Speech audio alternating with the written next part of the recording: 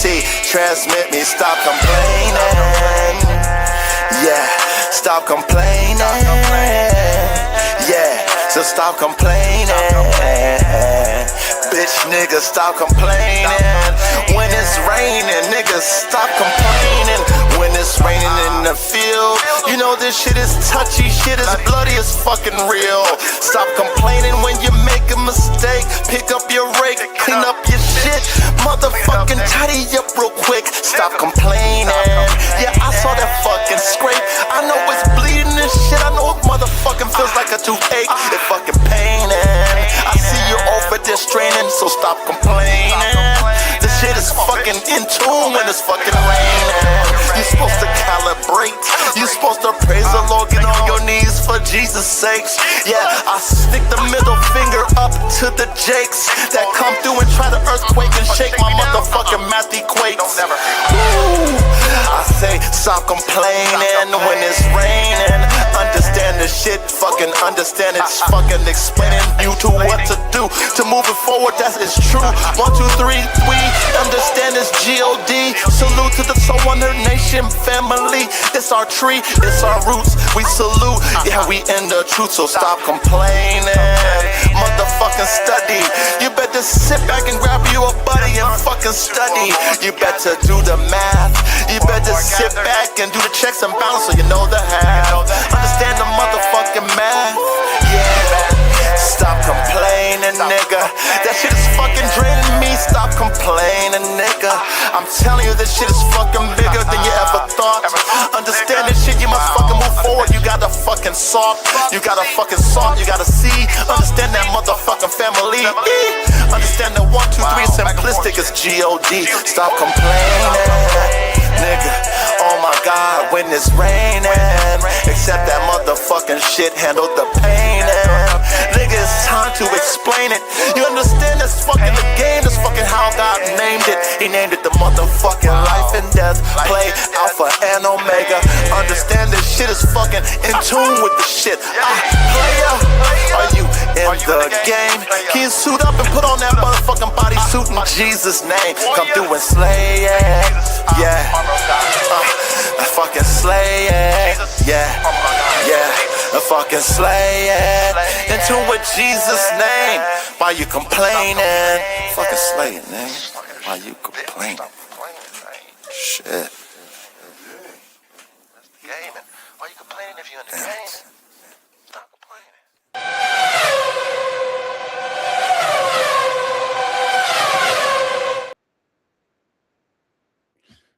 Good Thursday night, world, and welcome to another episode of Lab Talk with the Dog God, aka the Coach 3I, aka the Elon Musk of high performance working dogs. That is me. He is I, and I am M. 1, 2, 3. Yeah. Man, I love the intro, man. Every time I hear it, man, it's it's like Michael Jackson. It gives you butterflies. Give me butterflies inside, man. That spirit, man. That spirit, that warrior spirit, just get churned up, stirred up, man. When you're out there in the battlefield of life, man, and they be hitting you here and they hitting you there, they hit you everywhere. You might have to take a stand and 8 count. You might have to take a knee, you know what I'm saying? And then you got to get back up, you know what I'm saying? And your coach look at you, man. Your coach look at you, man. Your family look at you. Your girl look at you. God look at you and tell you, why the fuck you complaining, nigga? Don't complain about it. Yeah, I know you took a hit. Yeah, I know it hurts. But you know when you chose to sign up for this game, huh? You want to be elite, huh? You want to be elite, huh? Don't be complaining when you take those elite hits. When you take the elite hits in the game, don't be complaining. It's the pros, nigga. It's the pros. Suck that shit up. Stop complaining, man. You know what I'm saying? Handle that motherfucking shit. Handle the pain in.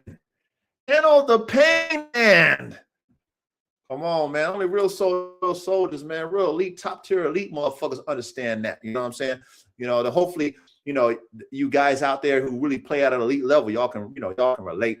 You know what I mean? And those of you who want to play at an elite level in life, you know, hopefully y'all paying attention. All right. Other than that, big salute, and big salute to my brother, Formula One Canine is ready with that pole position. Much love and much respect to my brother, Formula One Canine is ready, man. Always on time, always representing. You know, very dependable, very reliable brother, man. Smart brother, man. Much love and respect to you. Ready, love you, man. Who else we got up in here? Who else we got? I did see Coop, but his name disappeared, so he might have got knocked off or whatever. I did see Coop, but hey, Cooper, I don't see you in the chat, brother Coop, but I did see you earlier in the chat. But big salute to our brother Cooper,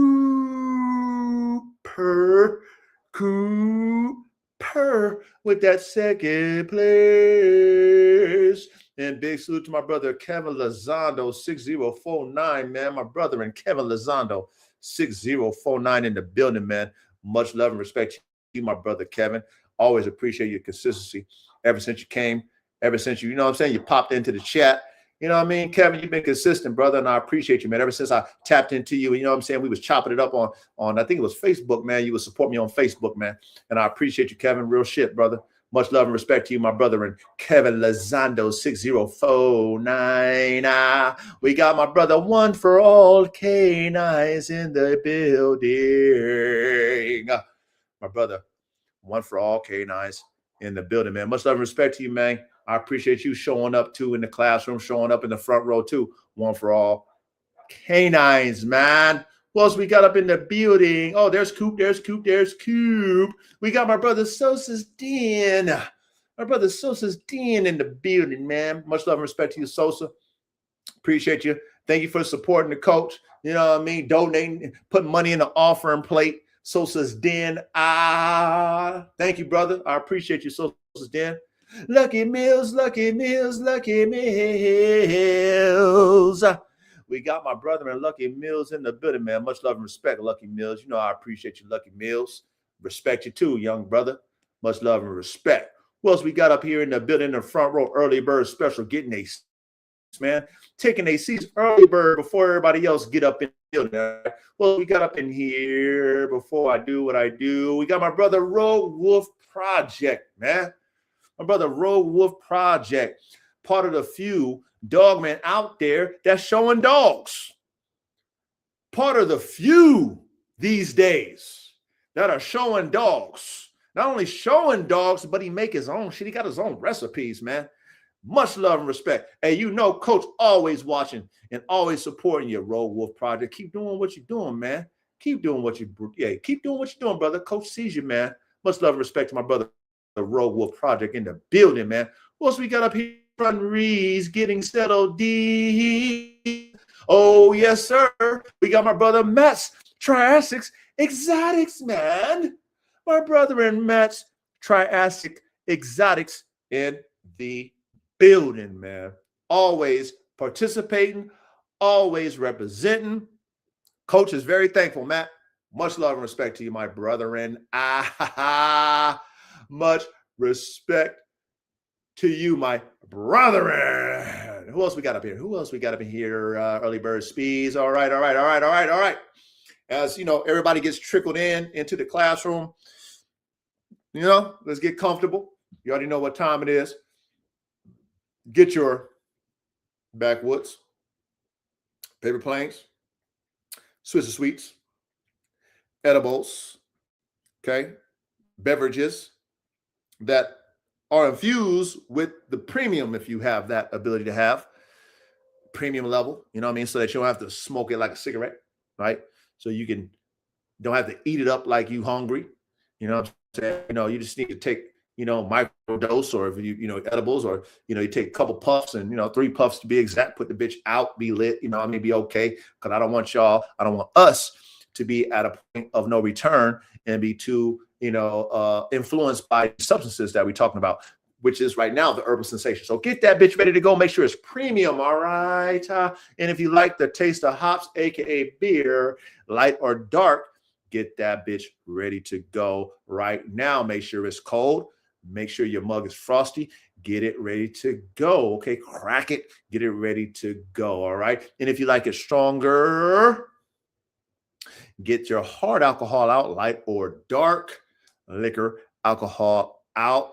If you like to take the shot, sip it out of the bottle. However you like to partake in it, get it ready to go. All right. And if you like to coach, you like a concoction with the hard alcohol, you like to do serve mixing and mix a lot to get a nice little flavor to it, man.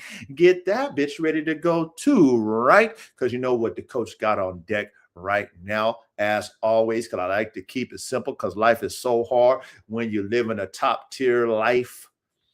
What I mean by a top tier life is the work that goes along, not the spoils of war, man. That's not what I mean. That's not what the coach mean for top tier of life, okay? A bum in reality can bump his head on some money and buy shit. That's not, we're not talking about that. We're talking about you as a man working hard to live a certain level of life, which is top tier as a man. It's hard to be a top tier man on the planet Earth. It's the hardest position of mankind is to be a man, right? That's top tier, all right? Dick and balls make you a man. However, you know what I mean? Biologically. But, you know, the definition of a man in its entirety is a hard thing to do, okay? The full scope of a man, okay? So, get that shit ready to go. If you got it ready to go, get your lighters up, get your lighters ready. Okay, we're going to take 3 puffs, 3 tastes, 3 sips, whatever, okay, of our substances, right? To get us nice and, you know, ready for the class tonight, man. You know what I mean? Get us calmed down, you know what I mean, from the work week this Thursday night. All right. So we're going to do it 3 times, and then we're going to do cheers after the end, okay, of it. All right. So let's do it. I'm going to grab mine. Everybody grab theirs. Everybody that shit lit up. Everybody got their edibles in their hand. Got their beverages in their hand. All right, men. Here we go, men. 1. Let's go.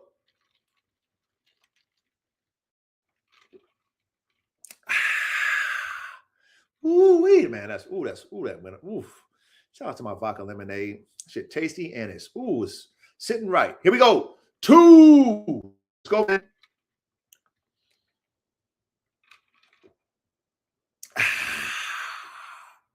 Oh, yes. Let's root it up. Let's root it up, man. Let's root it up. And 3.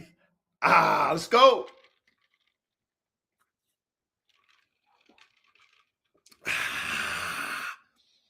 Cheers. Cheers, man. Big salute to all of y'all. I love y'all. Another Thursday. Shout out to our consistency. Episode 148. You know what I mean? Sheesh. You know, over, 3 years plus. 3 years plus. The classroom. We pioneered this shit, man. Be proud, man. We pioneered this shit. We pioneered the high performance working dog lane. We coined the high performance working dog man engineer. We coined that over here. Over here. You new guys. Okay. Shout out to all my new subscribers. Hey, men, did you know that we hit 4,000 already?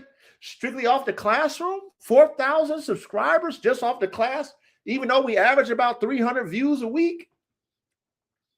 300 views a week, but we hit 4,000. So that must mean that even though, YouTube don't share us over the algorithm,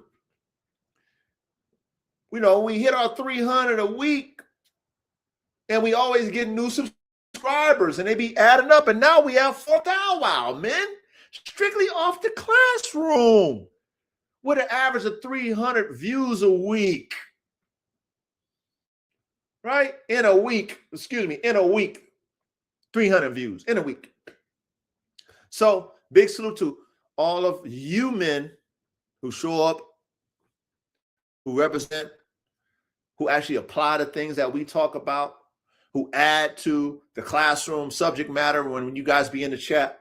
You know what I mean? Salute to all of y'all, man, because, you know, this is something that we knew was going to be a slow and steady wave. We knew it was going to be a few people that really comprehend what we talking about, right? What we teaching. You see what I'm saying? And slowly but surely, they catching on. But because we're so progressive, you know, we keep moving 10 to 12 steps ahead of the dog gang. You know, like how we doing these verses, and you know what I mean? We spun off the modern dog marvels to the verses so that we can, you know, learn about different dogs all over the world, because we just nerds. You know what I mean? Now we getting into our nerd bag, because we already did everything when it comes to breeding and genetics and all the shit. We've been there, done that. There's nothing else to talk about. We already did that. If you want to know about breeding and genetics, all the shit, go back in time. We already taught that class a long time ago. We talked about how to make dogs a long time ago. Now we're getting into our nerd bag. You know what I'm saying? It's like going to medical school and you learning how to be a doctor, and you're doing autopsies, or you're doing, you know what I'm saying? You're going through and you're learning how the heart works, the lungs work, your diet. You know what I'm saying? You're re-engineering a lung by taking it apart, understanding it. You know what I mean? You're taking the psych patients, you know what I mean, that nobody wants.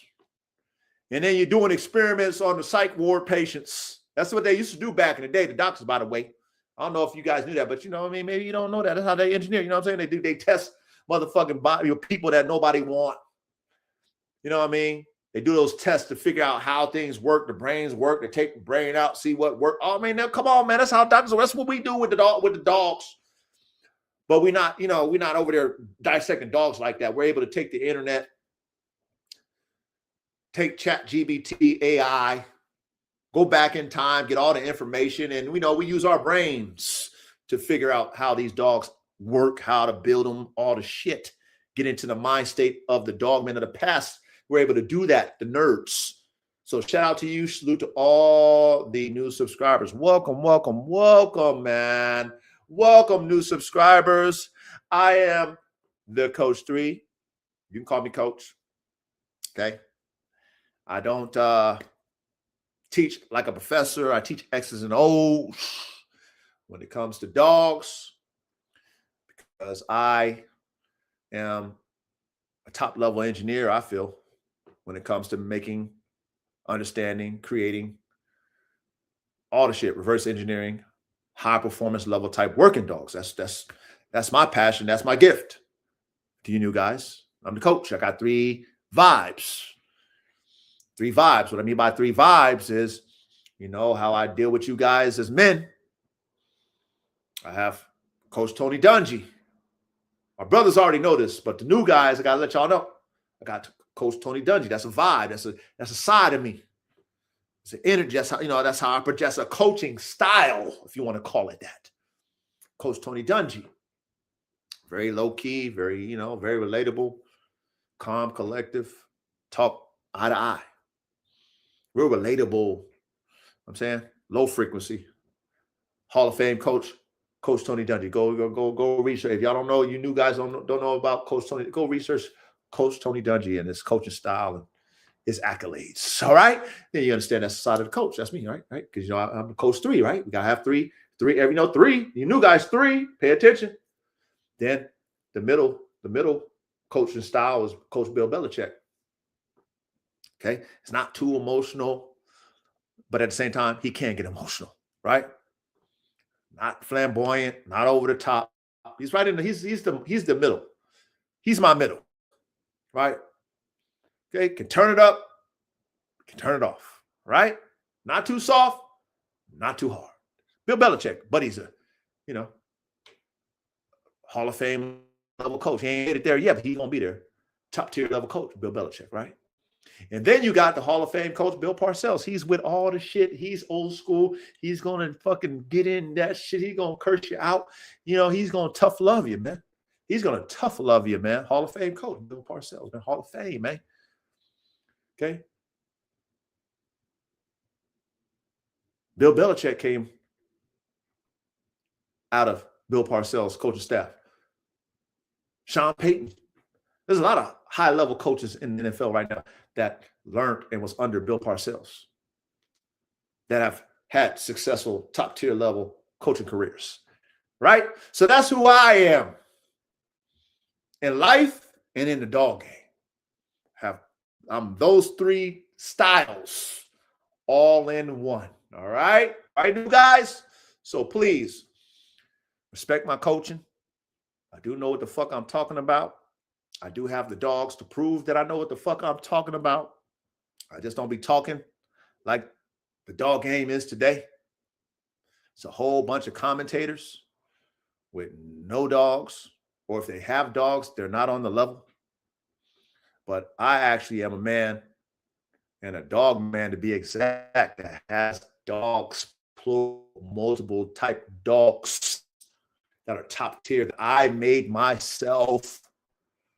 I made them and they're mine. I could say they're mine. And then I have other ones that I bought that I also developed to be top tier that are mine. Okay? So I can speak with a level of authority to my new men that has actually joined, subscribe, might be watching. All right. So when you hear the coach talk, put some respect on it, man. You don't believe me? Go, find me on Instagram. The Coach 3. Right, aka the Dog God. Okay, hit my Instagram. Go scroll down that motherfucker. I think I got like some posts. Go scroll down to 2018 and go all the way up from 2018, and you go see my resume. And it's not about me. It's about the dogs. See the dogs in the resume. Just see the dogs. See them. Keep going up. See the content get better. See the dogs get fucking more muscular, tighter. See the puppies. See all the shit. See it. And then put some respect on my name. You know what I mean? All right. Other than that, who else we got in the chat, man? Who else we got in the chat that I missed? Oh, we got my brother Bill, man. We got my brother Bill in the building, man. My brother Bill in the building. This is my brother Blue Line Terriers in the building. All right. What did Coop say? Coop said, Coach, hey, Coach, just want to know, did you ever do a class or episode tonight on your dad breed? Just want to know if you had a class on that. I'm not really on my own dad. I'm not really sure what you're saying, Coop. On my dad, not your dad breed. I'm not really sure what you're saying. You got to clarify that, Coop. You got to talk into your machine and try to clarify that, Coop. I'm trying to understand what you mean by that. Who else we got?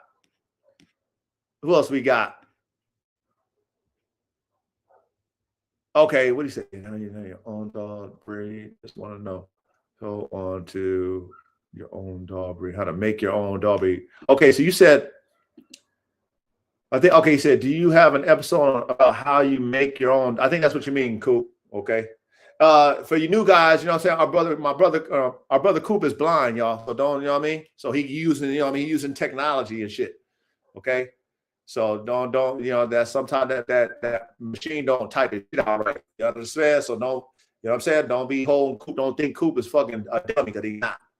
Saying so we understand what Coop is dealing with. So we we translate his machine. So don't, you know what I'm saying? Men, you new guys, don't ever think my brother Coop is a dummy. My brother Coop is smart. He's using the machine. All right. So anyway, Coop, I think we did an episode on how to make a dog breed, man. We did an episode on how to make the American Pit Bull Terrier, Coop. You know what I'm saying? We did an episode on that. I think you was a part of that. Yeah, you was a part of that. Yeah, there you go, Reddy. Yep, that's right. Thank you, Reddy. All right, Coop. Yep. We did that on the Pit Bull, Coop. How to make the American Pit Bull Terrier 2.0. We did that episode. You know what I'm saying? I don't know how you can find it if you can't see it. That's the only thing that sucks. You know what I mean? Coop, I don't know. I mean, I'm sure they got technology where it can read it for you. So you might have to go back in time, Coop, and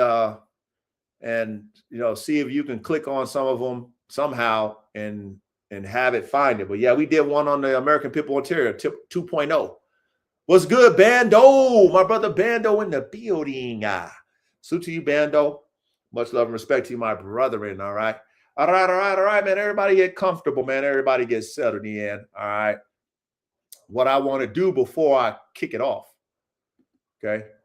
What I want to do before I kick it off is with these debriefings that I do every week on Thursday nights,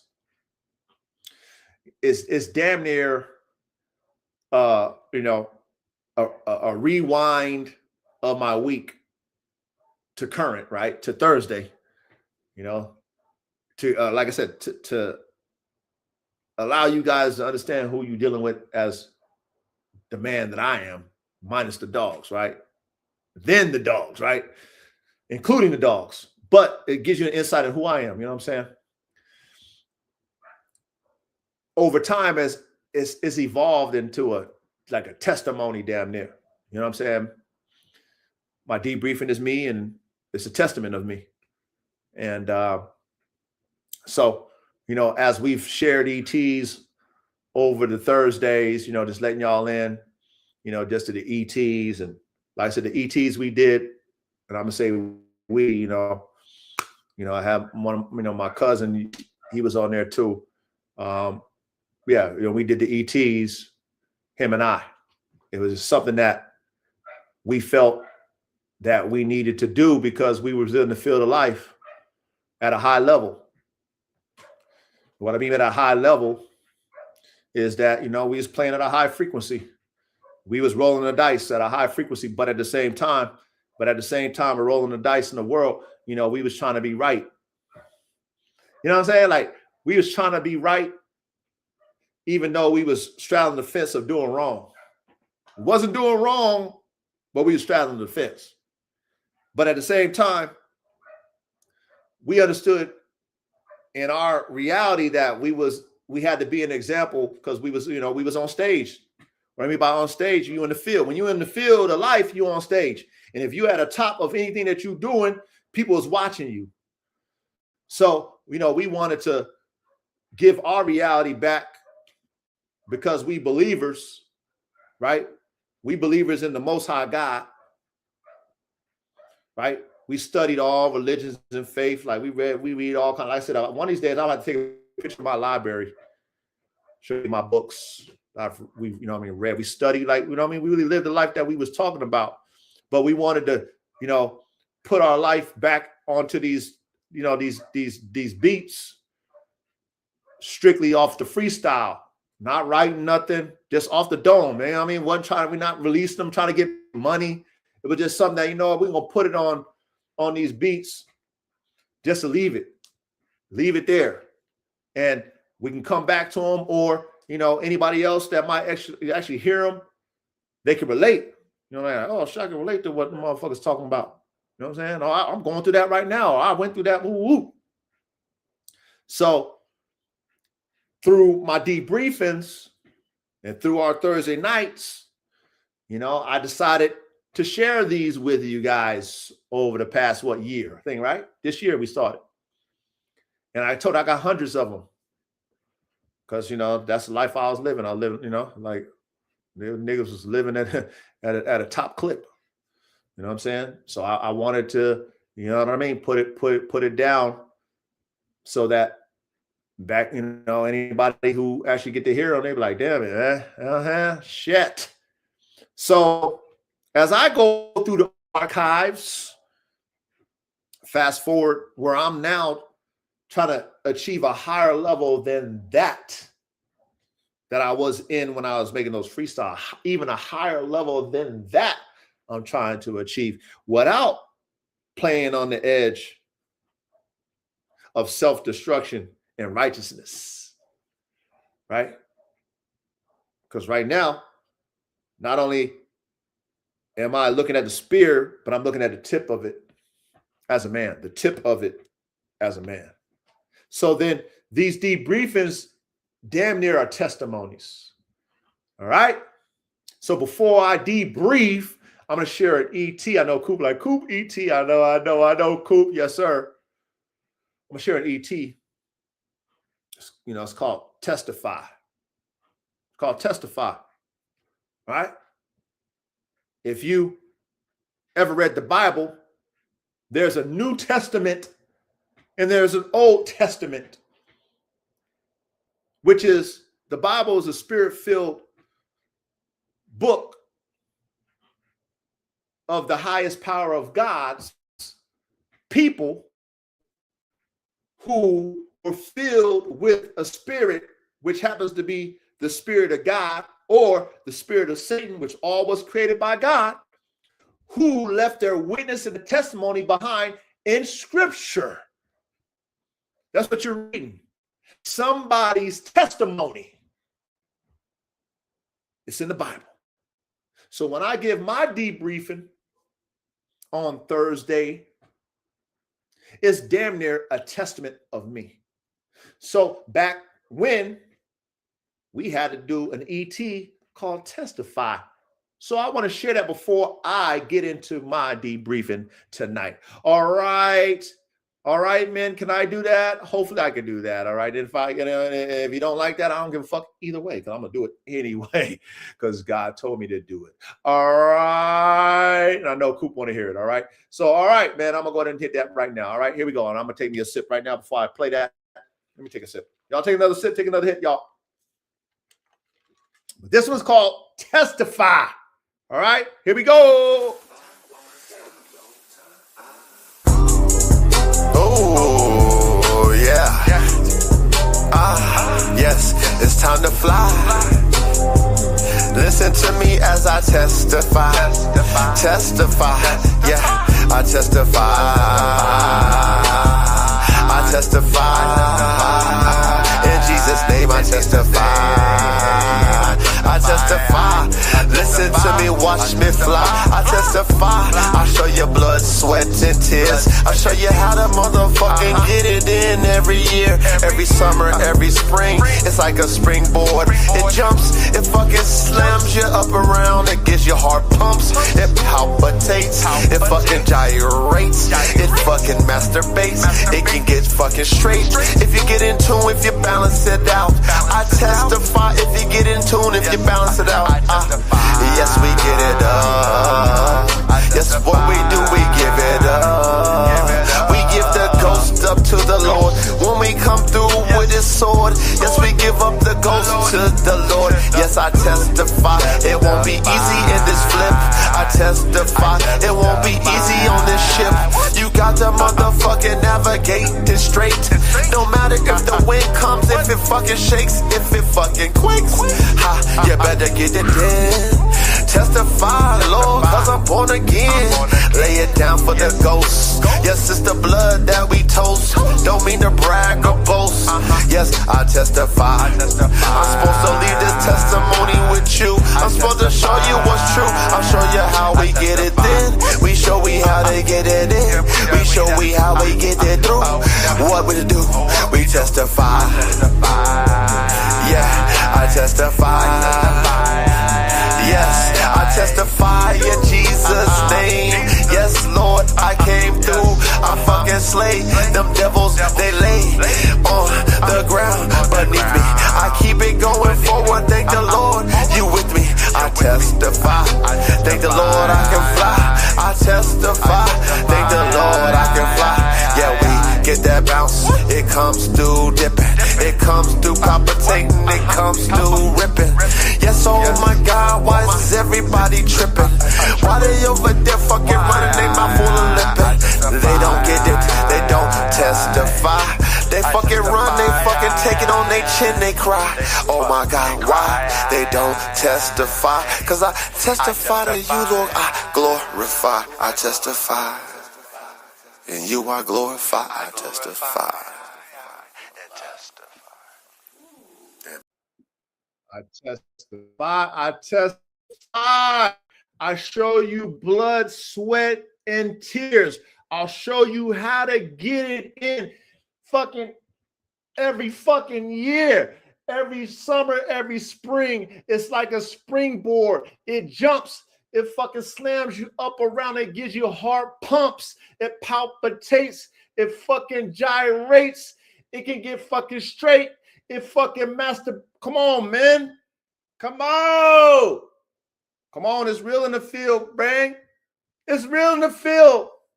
But anyway, let me go ahead and debrief. Shout out to the ETs. Shout out to the ETs. First and foremost, the Most High is good all the time. We know that. All the time, God is good. The dogs are doing great. Everybody's, the young ones, they're growing. You know what I'm saying? The Bulldogs, Formula One Bulldogs, they growing. Red Tiger JR, he growing. All the dogs is doing good, man. And I'm grateful to still have what I need to move forward. You see what I'm saying? I'm glad that I built what I built. I'm glad that even though I had to downsize, call some audibles, make some adjustments, I still have my remnant to do what I need to do for the future for Formula One. So I'm just very grateful every time I go out there to take care of my dog, clean up piss and shit, right? Clean up piss and shit, feed them, clean water, all the good stuff. I'm looking at my future, what I can do. And everybody's healthy and, they're living a good life. They're not able to do what I was able to do with them, which is to do all the conditioning and all that stuff. Because, I'm focusing on graduating. Like I told y'all before, I'm focusing on the tip of my spear. You know what I'm saying? So the dogs are put on the back burner where before they was on the front line with me. You know what I'm saying? Full-time dogs. You already know. So to be able to focus on me and just, reaching the tip of my spear as a man, but then every day taking care of my animals, my dogs, and seeing that they living good. They know what I mean? They eating good, living good. You know what I'm saying? They just ain't getting that extra credit that they was getting before to like top tier athletes, Cowboy, everybody. You know what I'm saying? Everybody healthy. It's all good. So, glory to God for the dogs. Glory to God for the vision. Where we headed. As Formula One Canines. You know what I'm saying? We headed to the military, man. Straight up and down. You know what I mean? We headed to the military. We headed for those professionals. You know what I mean? Like we gonna go out there and compete. See what I'm saying? We're gonna go out there and compete. You know what I mean? I got the recipe. You know what I'm saying? I got the AK-47 Malinois, the Black Hawk Malinois, AK-47 Kangals, Black Hawk Kangals, Chopper Kangals. We got all kind of shit, man. All kind of shit. You know what I'm saying? Formula One Bulls. You know what I'm saying? We got all kind of shit. This is just waiting for me to cook it. I was waiting for the coach to cook it, but I got the recipe. That's what I'm so grateful for as I go outside and I look at my dogs and I pay my yearly storage fee on the sperm bank, all the sperm I got. You know what I'm saying? I'm just like, shit, I'm in a good place. You know what I'm saying? So I'm thankful for that. And like I said last week, as I scroll through my timeline and it's just more and more dog people just talking online now.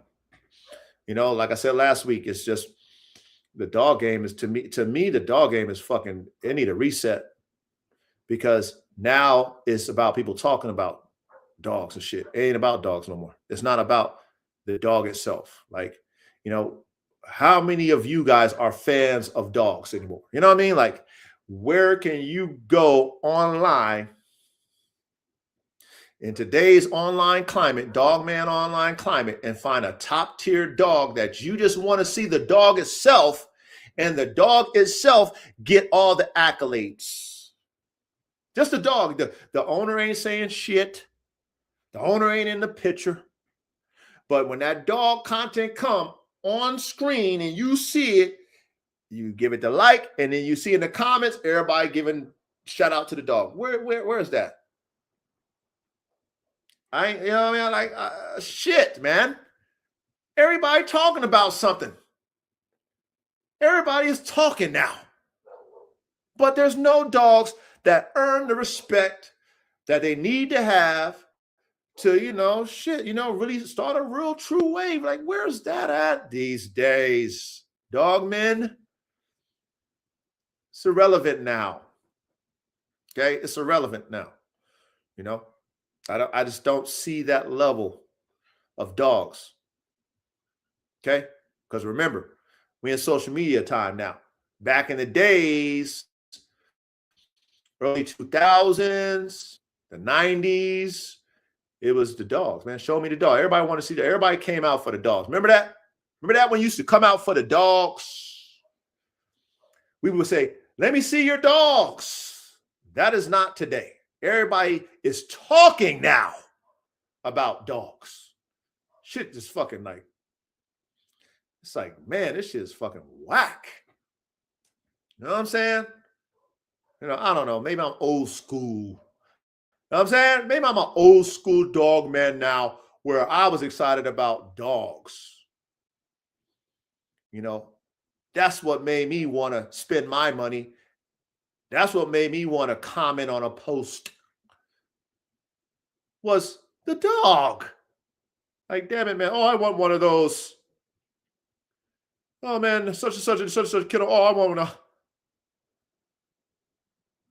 You know, shout out to Simon from Lion's Lair out there in the UK.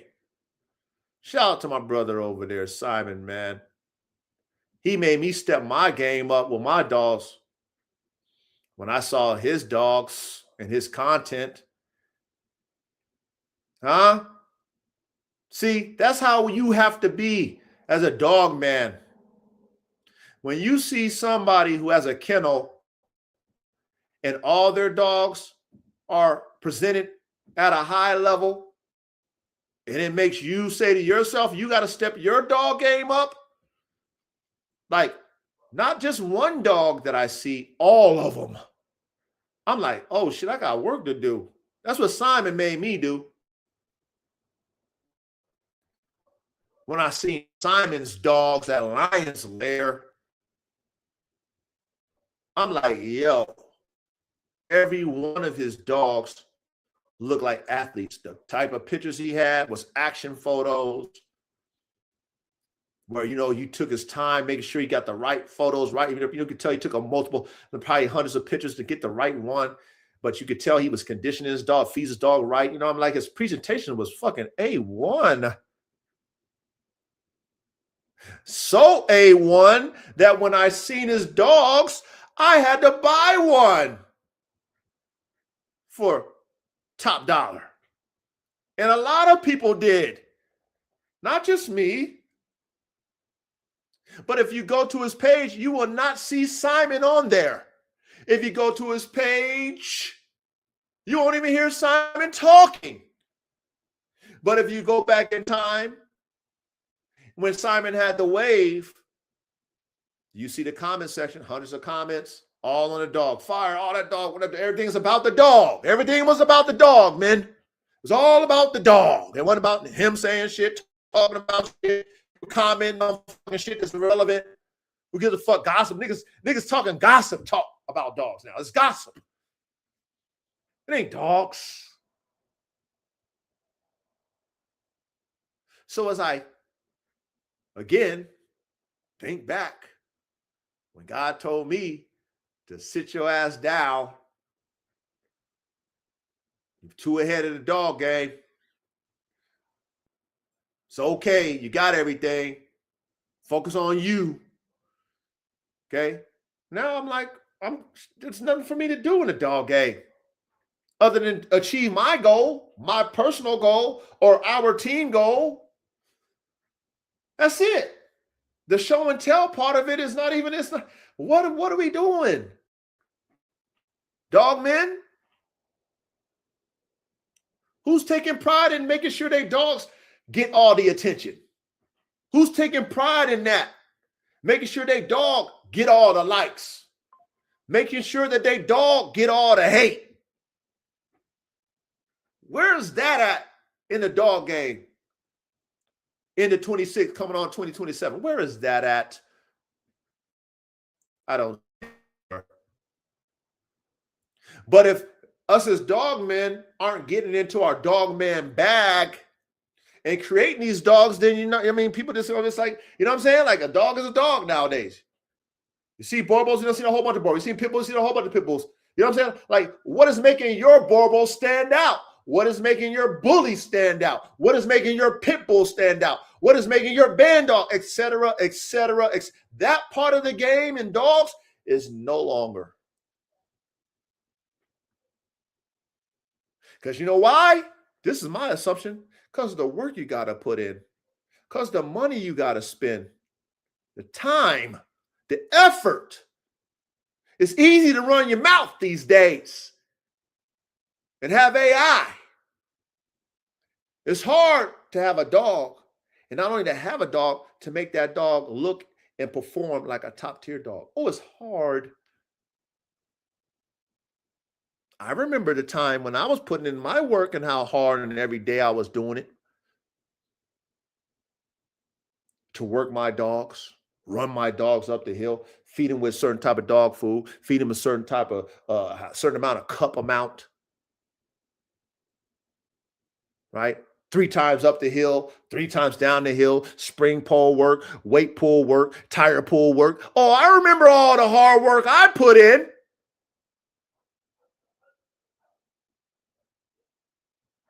So I know what it takes.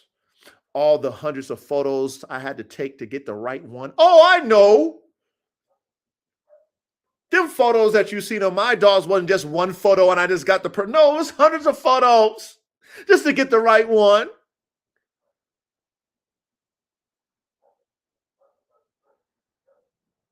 Right? So, aside from that, okay, good week overall, man. You know, being in tune with the work that's required to achieve anything in life that you want, anything in life. And then holding yourself accountable to the outcome, to the workload, to the discipline, all the things required and necessary for the end result. It's not an easy thing, man. I'm telling you right now, but at the same time, too much is given, much is required. So if you want that level, it's a lot of requirements that go into that. Me living that, being a fucking real witness and a testimony through my debriefing, through my example, me going through it myself, looking in the mirror, right? Me versus me in the field. Right now, it's me in the field versus me because ain't nobody with me. It's just me and me. Me and me. It's a tug of war, man, between self, because you go in the classroom, you study what needs to be done, you watch the tape of what you did, you break yourself down, then you correct it in the class, then you go back out into the game of life, and then you fucking find yourself not doing the things that you were supposed to do when you wrote it down in the class, because it's easier said than done. Does that make sense, man? The easier said than done play? Yeah, it makes sense if you're real in the field nigga like the coach. So as I'm calibrating self versus self, grading self versus self, I need that intercessor. The intercessor between self, or the referee, or the game maker, the game neutralizer, for me, is the Most High God through Jesus Christ. So in prayer every day and every night, that's where I talk to the intercessor, the referee, the maker of the game, which is the Most High God. And this week, as I'm working towards the tip of my spear, which I'm very close, by the way, man. Very close. I'm so close.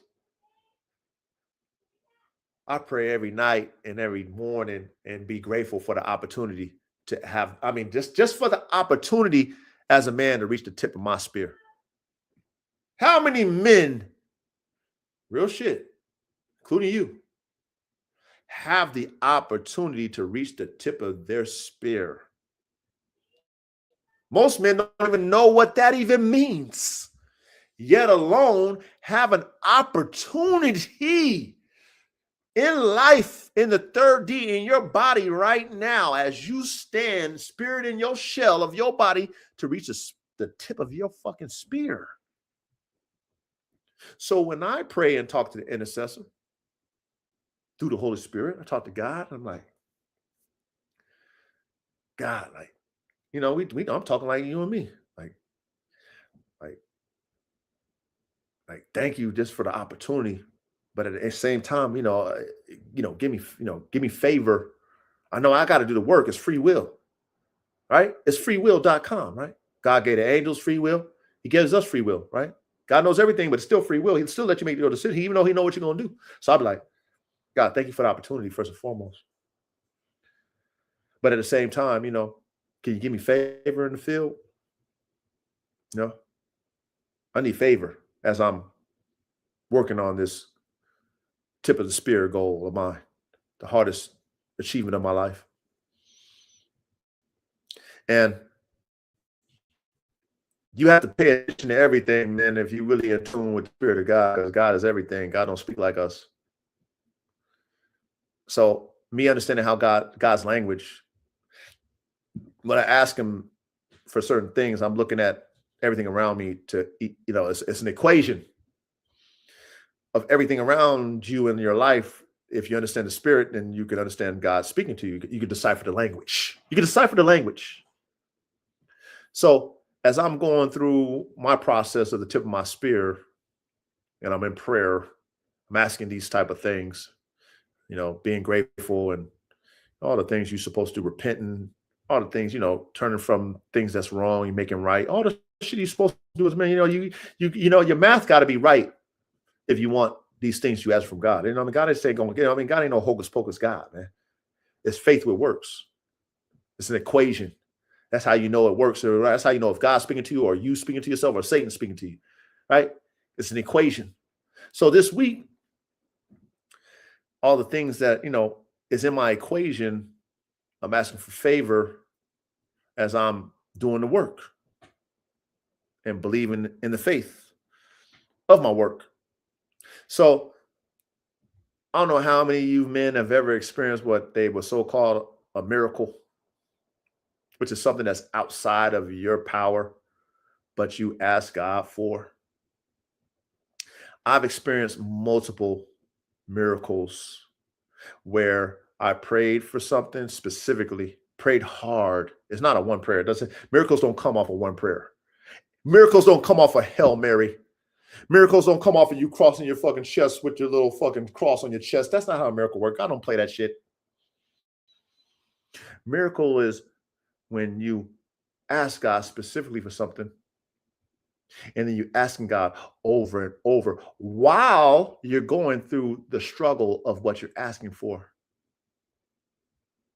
But then not only are you going through it, but you're working towards what you're asking for. You're working towards what you're asking God for. You're putting the work in and you're praying and you're believing that the work that you put in, based off of that work, the miracle would happen. That's how you would honestly know in your mind, in your heart, in your spirit, that was a miracle from God, because you did everything that encompasses what equates the result of a miracle.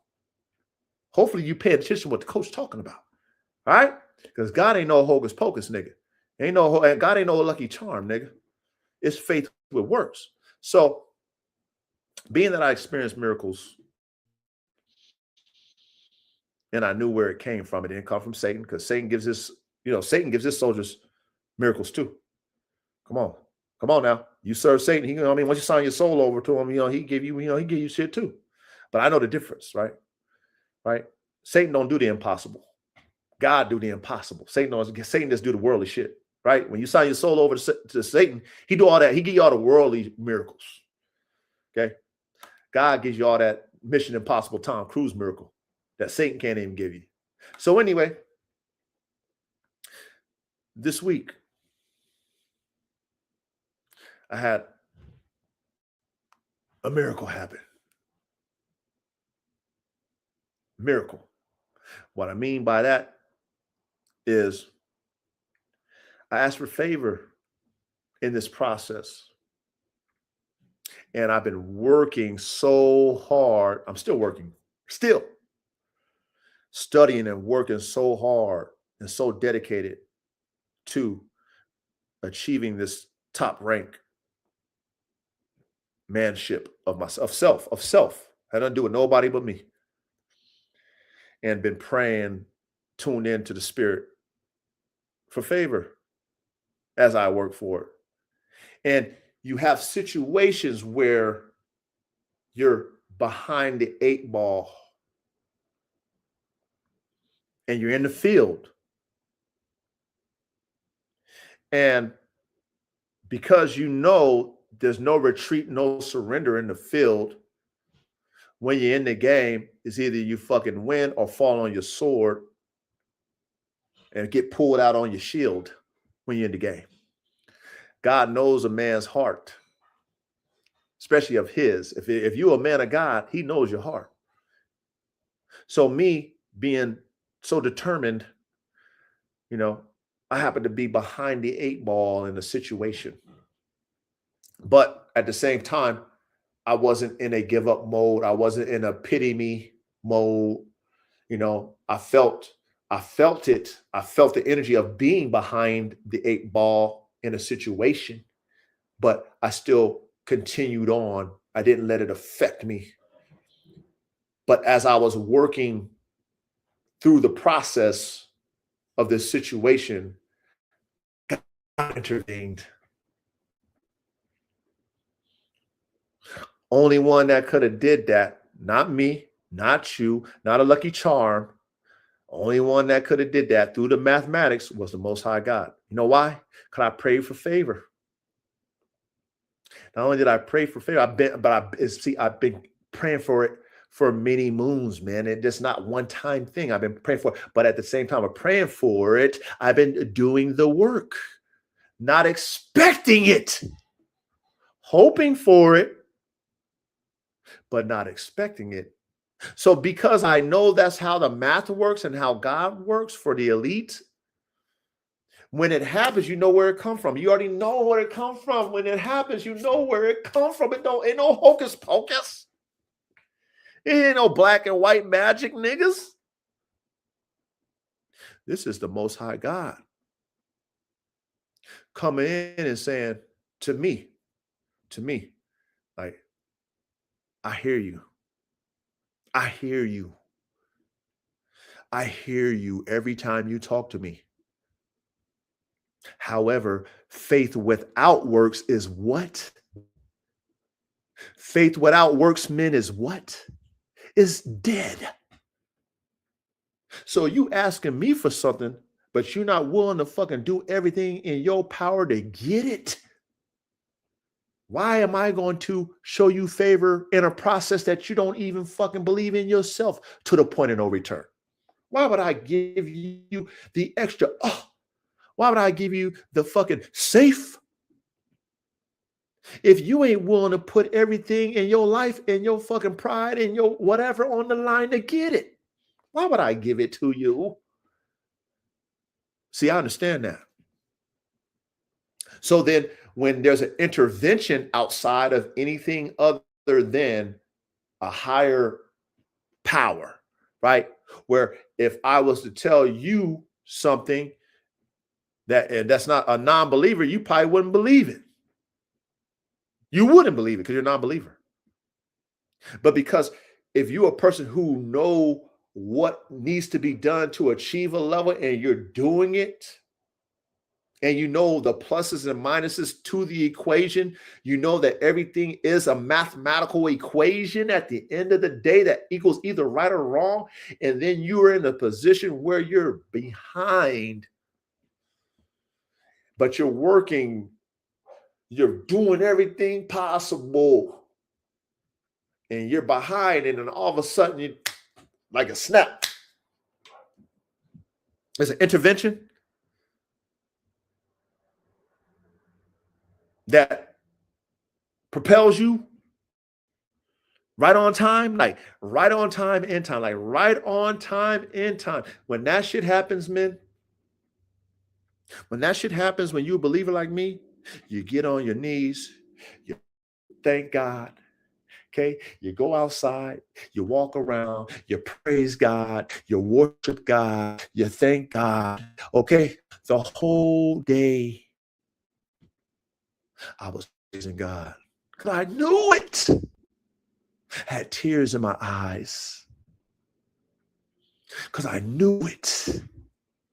Like, God, what? These niggas who ain't in the field of life won't believe it. Of course they don't believe it. They don't live it. These niggas ain't living shit. They live in social media these days, man. They live in YouTube and the internet. They're not living real life. They're not in the field of life really figuring shit out. So if I gave the real testimony, they would think it's hocus pocus. That's what they would think. Not me. Not when you be praying for shit. And then you doing shit to achieve certain levels. And you know the level that you're trying to reach is the hardest level. So ain't nobody going to hand me a lifeline and get me there. That don't work. It don't work. That don't work for the tip of your spear, man. It don't work. It's all on you. You versus you. So if it's you versus you, you got Satan on one side. You got you in the middle. You got God on the other side. Satan wants you just to fall in line with the world shit. God wants you to achieve the highest level, which is, sacrifice. It's hard. So this week, men, like this company, come and knock at my door. We've been waiting for you. That's the tip of my spear. Come and knock at my door. I'm right there. And my hands on that motherfucking door. Like I told you, it's open. I'm about to walk in that bitch. I'm going to walk in that motherfucker. All because the faith with the works. That's all it's because. You can do it. Right? There's other men. Very few men ever reach. This is not a money thing, man. Okay. Shit. Like I said, there's a lot of niggas get money, man. This is a whole different playbook. But to witness that again, I probably have 5 miracles I've witnessed. I give testimonies on 5 of them. You can't tell me as a man body that the Most High God, there's many gods out there now, many gods. The Most High God, the highest God, the God that created everything of everything, right? Everything is right. You can't tell me that the Most High God, through his son, the example, the number one man, the most famous man on the planet, Jesus Christ, that ever lived, the most famous man that ever was on flesh, his fucking spirit and his reality, who he was, still lives on famous today. And he's in the heavens. The Christ is in the heavens, but he left us with the Holy Spirit. But the most famous fleshly body of a man ever created by God was Jesus. Jesus Christ.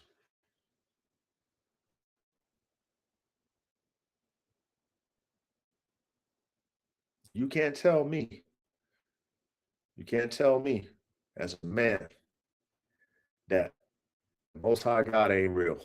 That's all. You know what I mean? Some of y'all might not ever get it, man. It is what it is. I'm not here to say Jesus saves, I don't. But one thing I'm going to definitely be, through my debriefing, through my reality, is a witness and a testimony. Just like all the brothers and sisters in the Bible. I'm going to be a witness and a testimony of this shit. You know what I'm looking forward to? And I'm going to digress with this. I'm looking forward to one of these days to give my own testimony. You know what I'm going to do? That I never would do before as a soldier is when I'm able to give that testimony, I'm going to cry. Giving that testimony. I know I'm going to break down and cry. And I'll be okay with it. You know what tears is that you're going to see from my eye? You're going to see all you're gonna see the stories of the blood, sweat, and tears coming out of my eye. Them tears is the battlefield, the pain, the struggle, the fight, the joy, the victory, the defeats. That's what you're gonna see coming out of my motherfucking eyes. And I'm gonna feel good about it too. Where before you wouldn't see a nigga, you know what I mean? Coaches, like, coaches, I'm always stand firm and strong. You ain't gonna ever see me shed a tear, nigga. But when that time comes for me to get that full testimony, oh, I'm a weep like a baby. And it's gonna feel so fucking good to let it all out. It's gonna feel so good to finally release all that shit. You know how you got the motherfuckers in jail with their little tattoo tears and shit? Shout out Tupac, shedding tattoo tears, nigga. That's my shit. My shit it's gonna be a flood, nigga. Anytime I get my testimony, it's gonna be a flood, nigga. I'm gonna just let it all out like a baby. And I'm looking forward to that. How many motherfucking elite soldiers how many elite soldiers will tell you that? That when it's time for me to get this full testimony, I'm gonna weep like a baby when I give it. And I'm gonna be so happy to do it. I'm gonna be so happy that I can finally let it all out. The true blood, sweat, and tears of this shit. Not all this fake shit. Okay, not all this spoils of war. I show you my spoils of war because I got a couple of dollars and you think I'm all that because I got a couple of dollars and I'm a super trick. Not that shit. Not the super trick shit. The true story. Motion picture action packed. Motherfucking movie shit. Huh? But I digress. All right. You know what I mean? So glory to God for that one, man. But you know what? I want to play one more ET, all right? Before we get started, before we take the offering up, I want to play one more ET. I'm going to play one more ET, okay? Now, I know my brother Reddy can relate to this. I know my brother Callie can relate to this. You know how we used to say everything plays, and we say everything plays. And when you understand mathematics of life, you understand pluses and minuses, divisions, subtractions, and all the things of life. The word problem of life. You understand how God is. God makes everything. Good, bad, evil. Hate, love. Right? It's an equation. It's a big equation. Big problem that us as mankind, when we come down here in the body, we have to solve. We have to learn. It's training camp. Okay, this third dimensional reality that you live in, I live in, our grandfathers, great grandfathers, grandmothers, all the shit ancestors they lived in, all of us go through the same motherfucking simulation. Training camp to see who makes it out of the body into the heavens, the next level. So when you understand this, like I do, you understand when you believe in the Most High God that everything plays, and it's your job as a man or a woman to figure out how you fit in it. Not only that, to calibrate yourself to walk the tightrope in the middle of that bitch so you can be balanced. Oh, it's so hard to walk the tightrope, but you got to deal with the fucking pain of life, and you got to deal with the joys of life. You got to deal with everything because everything plays. All right, everything plays. So you know what? I want to share that ET. I told Callie one day, I was like, man, I have to share that ET with y'all, man. I got to share that ET with y'all. Everything plays. All right. So I'm gonna share the ET. Everything plays, and then we're gonna pass around the offering plate. All right. After we pass around the offering plate, we're going to do, you already know what we're going to do. We're going to do the altar call. All right. After the altar call, we're going to get to the class. All right. So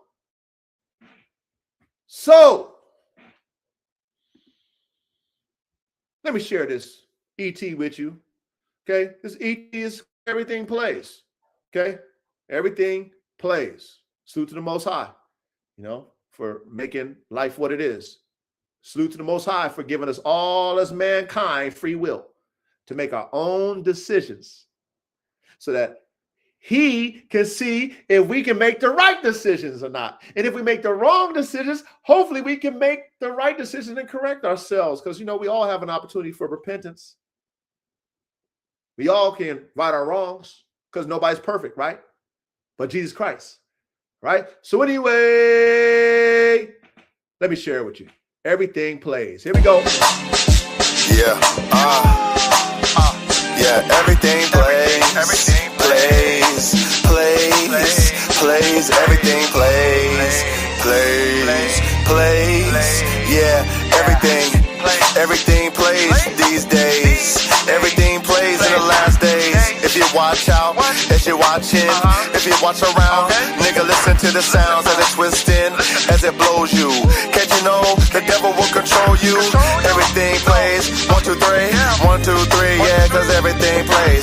We're winning, yeah, full of sinning. Oh, thank the Lord Jesus came, I'm winning. Thank the Lord, I slayed this flesh down. Everything plays, I'm born again, yes now. Thank you, Jesus, cause you believed in us. Yeah, you're soldiers, no limit soldiers. Yeah, we in tune with Jehovah. We no limit, yeah, no limit soldier.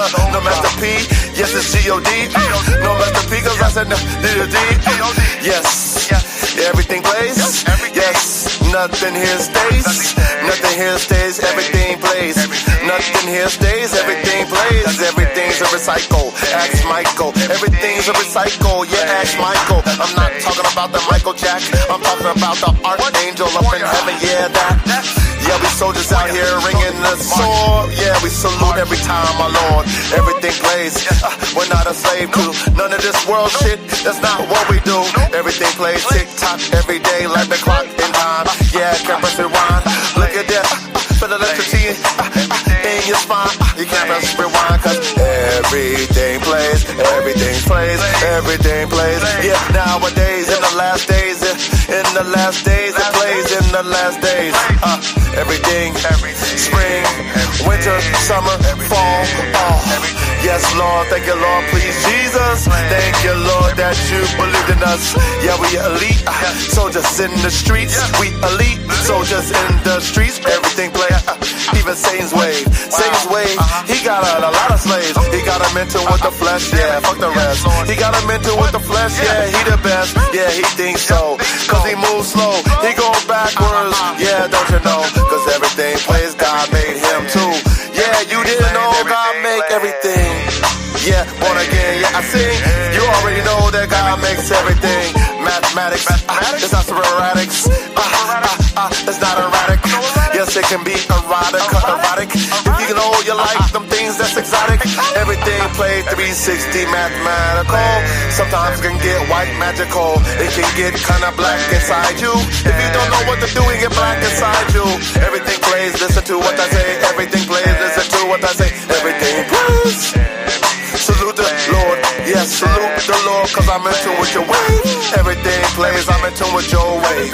Everything plays, I'm in tune with your wave. Yes, Lord, salute. I don't ever have to shoot.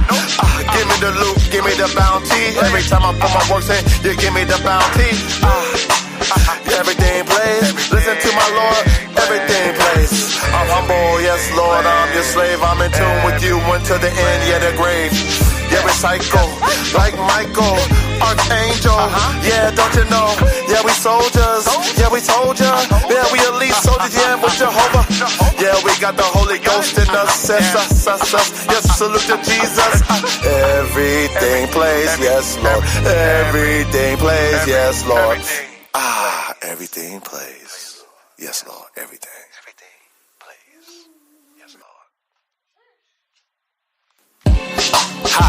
Yeah, everything plays, yeah, these days, yeah, everything plays, these days, yeah, everything plays these days. You think you good, you evil, oh my God, sit on that stand with the squad. Them niggas gonna judge you with that judge sitting there. Shit, you might even have the motherfucking brother and the dad. You goddamn, when the shit come to, not me, I'ma be a motherfucking soldier in the army of the G.O.D. He tell me everything plays, no need to sit on the stand these days. These people gonna sway they way, go off emotions to make themselves feel good, real good, pleasure out.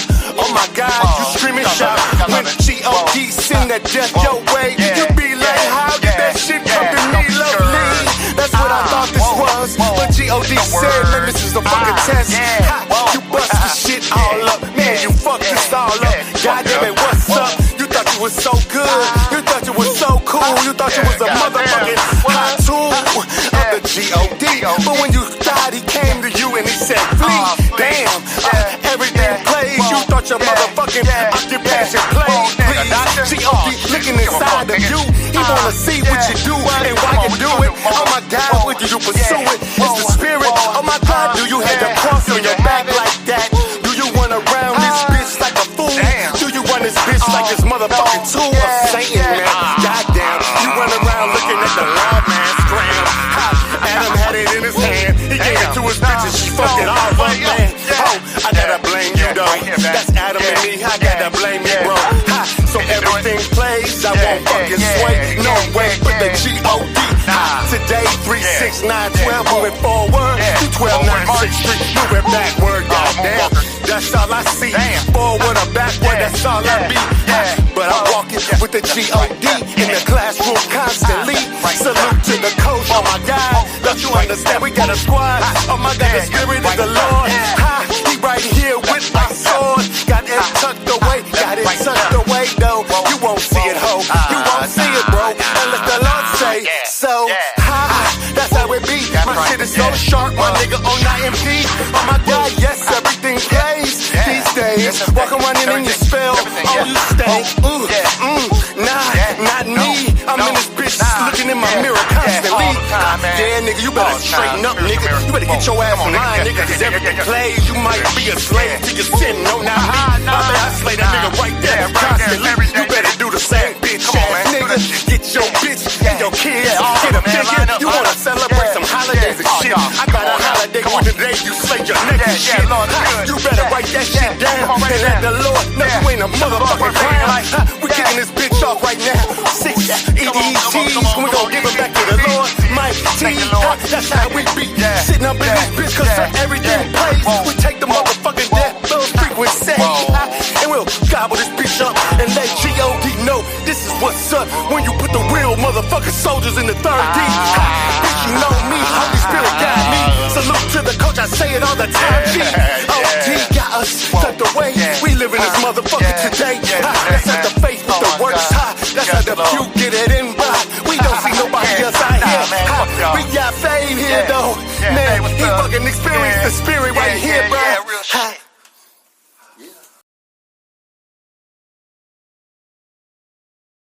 Everything plays these days. Everything plays. Come on, man. Come on, man. Pay attention, man. EP148, man.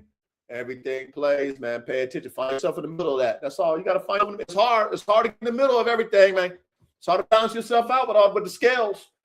I mean, but you got to accept everything that's playing, pluses and minuses and the differences. Find your ass in the middle. Figure it out.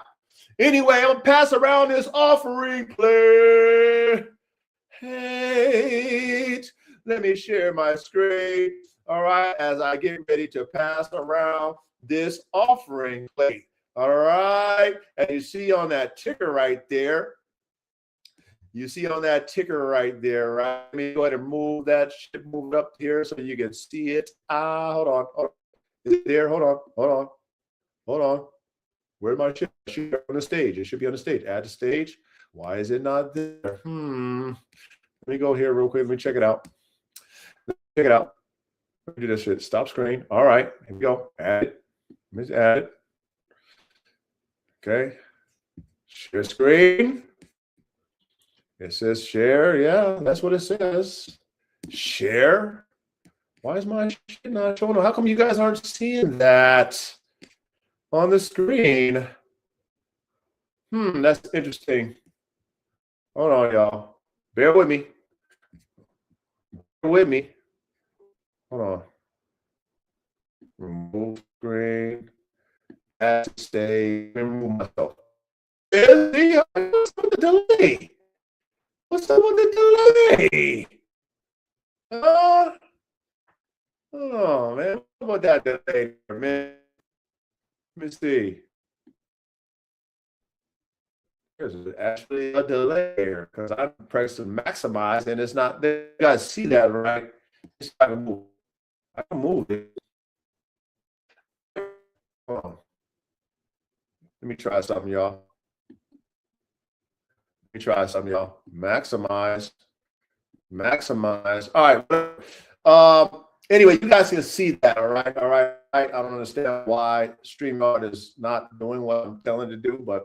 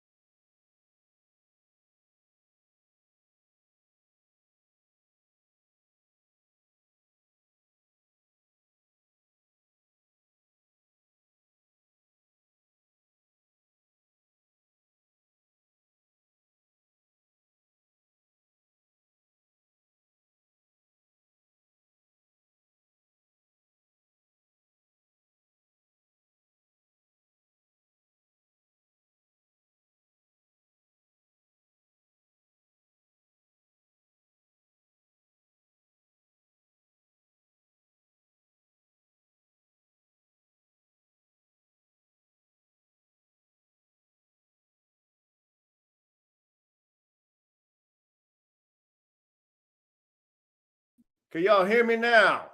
We back. Can y'all hear me now? Can you hear me now? Testing. Let me know if you hear me. Can y'all hear me? Testing. Let me know in the chat.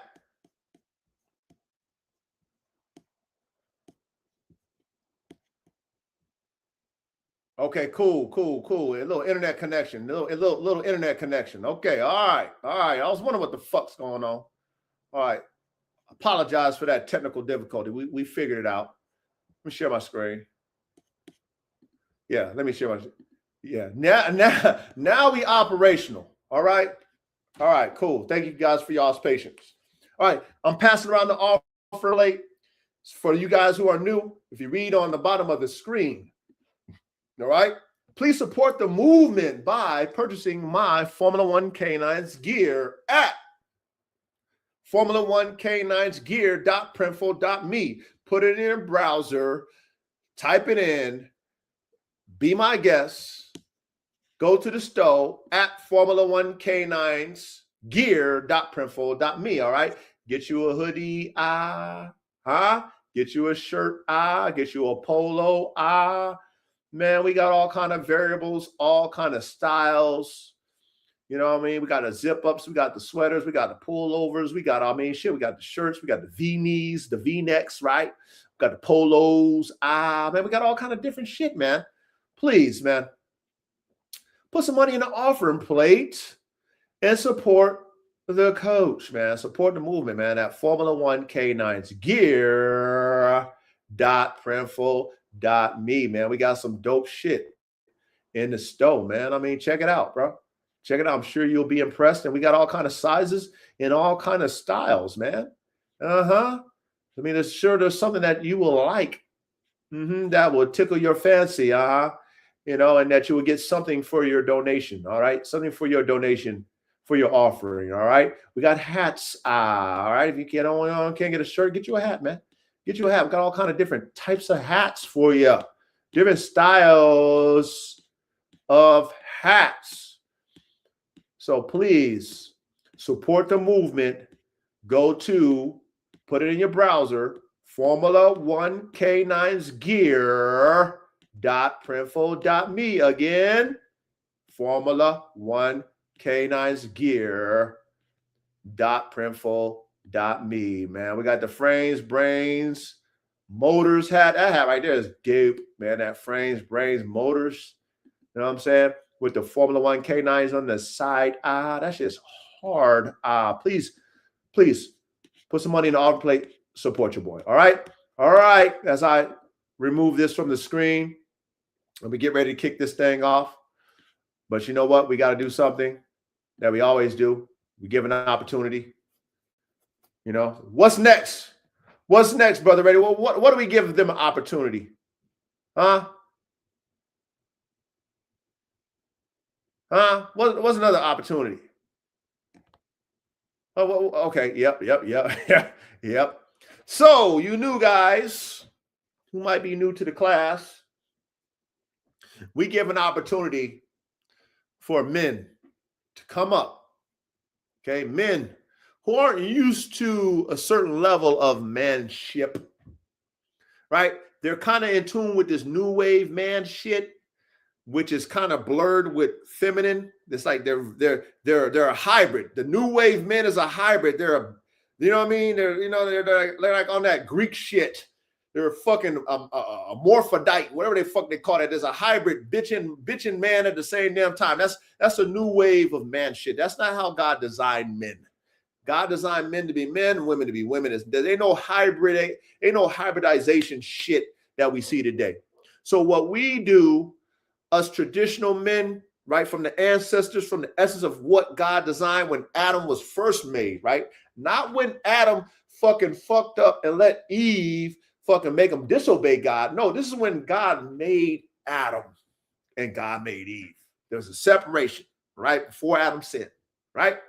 These men, we want to give you men of today who don't have that example of the original man from Adam before he sinned.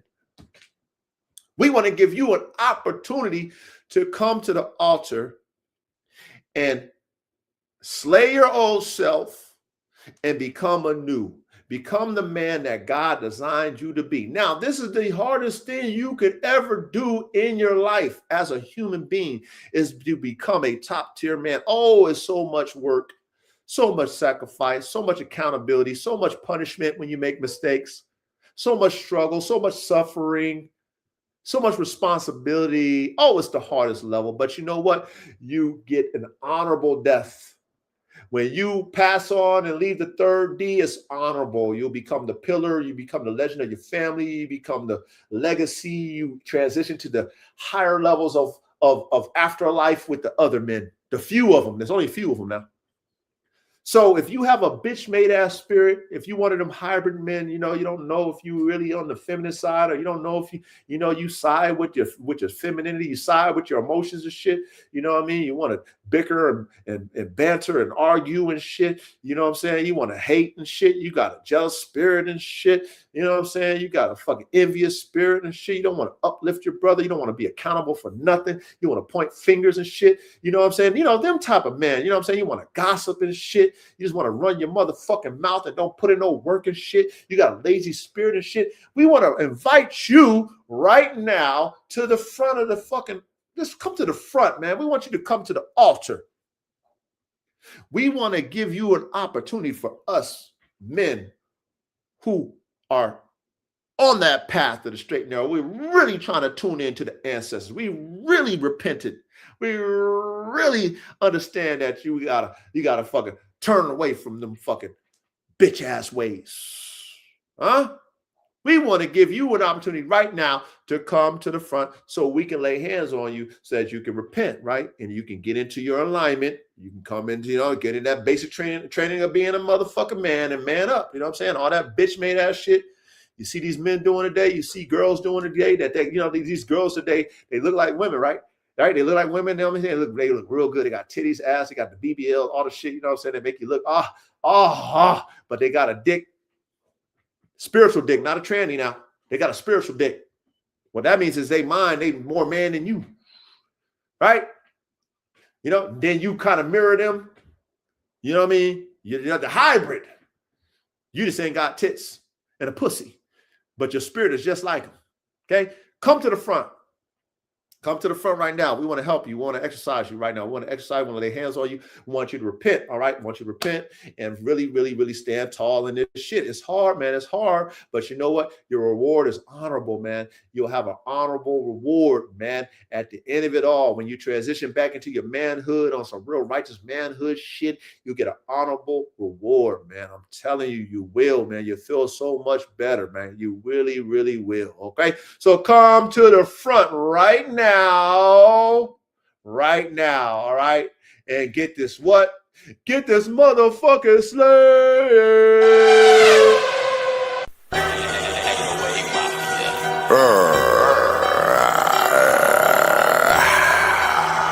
Yeah.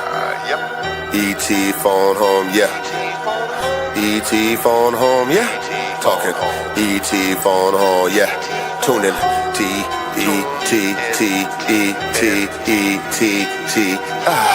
Yeah. Woo. ET poppin'. Yeah. ET phone home poppin'. Yeah. Bitch niggas ain't poppin'. But this ET phone home is poppin'. Yeah. Bitch niggas listen. I'm tired of your fucking feminine listen. Yes. Why you wishing upon a star? Look at your bitch made ass shit. We don't like the shit, it's fucking up the flow. Look at y'all fake niggas, don't you know? I can't stand this shit, it's too slow. But y'all niggas falling into it, yo. I don't get it, but I'm trying to switch it up to be the example of what to do when you a man. Look at me, I'm not flamboyant with my hand. I'm not flamboyant in my mental. I'm fucking strong, yeah. Really? Look at me, oh my god, you look so silly when you're over there looking so soft like a lily. Sniffy, you smell sweet. Look at over there, you ain't got meat. Matter of fact, boy, you pretty neat. Pretty soft, really bitty, real petite, real subtle. But a man don't what? No, a man don't want that shit. We don't want that fake shit. We don't want that feminine it. Nope. We like the real. Simp niggas, you know the deal. You so soft, Microsoft. You so soft, pussy soft. Pussy lips. Yeah, these bitches want dicks, pussy lips. Look at these bitches, they want dicks and pussy lips. Yeah, the shit is flipped, look it. Girls with dicks and niggas with pussy lips. So fucking sad. Oh my God, I prayed to my Lord. Yes, that's my dad. I say, Lord, are we gonna be extinct? He says, T, what do you think? I'm like, shit. Devil, please quit. I'm gonna stand beside it, yep. I'ma rep the real man with my dick in my hand, bend them over, show them the plan. Yeah, that girl be like, I thought you know niggas was gone. While she's moaning with my fingers in the she be like, oh God, yes, what? Yeah, you simp niggas fell. Instead of you getting head, you giving. You over there eating that puss. Look at that girl, she squeezing on you, yeah, she squeeze on your gush. Yeah, she be busting on your gush. But she busts in your face, what a disgrace. Switch it up, yeah, you a disgrace. Hey.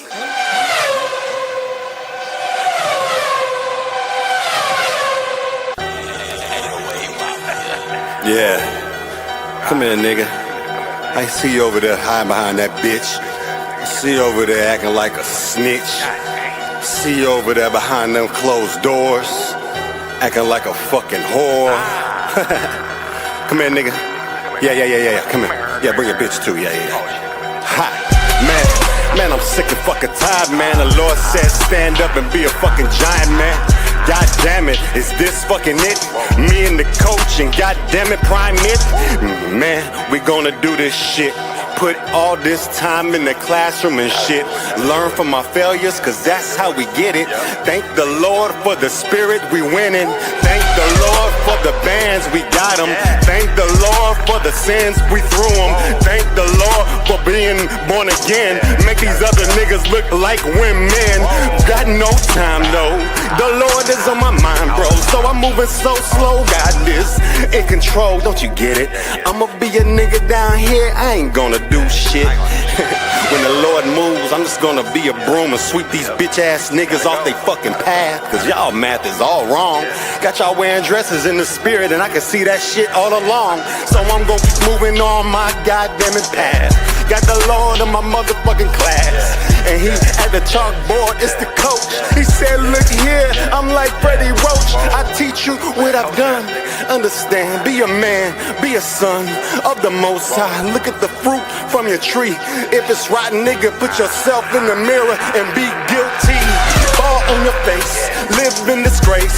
Tell your whole bitch you replaced. If you can't get down with my mind, bitch, you behind. If you wanna be by my side, I don't know, it's suicide to your old ways. Tell them old hoes you gotta go to your slave. Mine. If you gonna look at this TV and whine every time a nigga tell you real shit, bitch, please, you better thank God on your knees. If a real nigga come across your path and tell you that you ain't shit, unless you fix your inside, unless you commit suicide. I say that shit all the time cause it's that real. If you don't die and be born a guy, born again, then you're full of sin. Then you're like a bitch. Then you like a motherfucking snitch. To your damn self though, cause God knows everything, bro. So I won't catch me telling on shit. I'm too legit, do my hammer dance on your bitch's shit. Why she lick my bitch pussy, cause that's how I get down. I ain't got no time to slap my dick no more. Let the Lord hear my voice. Let him hold me to that motherfucking cross and say this is my choice. That's me. Y'all bitch ass niggas sit around and be empty. The spirit fills me up so I'm so fucking full. If you get your cup up to me, nigga, you might get us fucking full.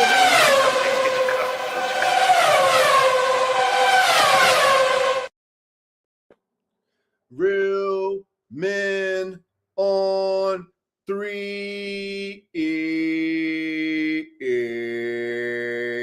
Real men on 3. All right. Let's get this class kicked off, man.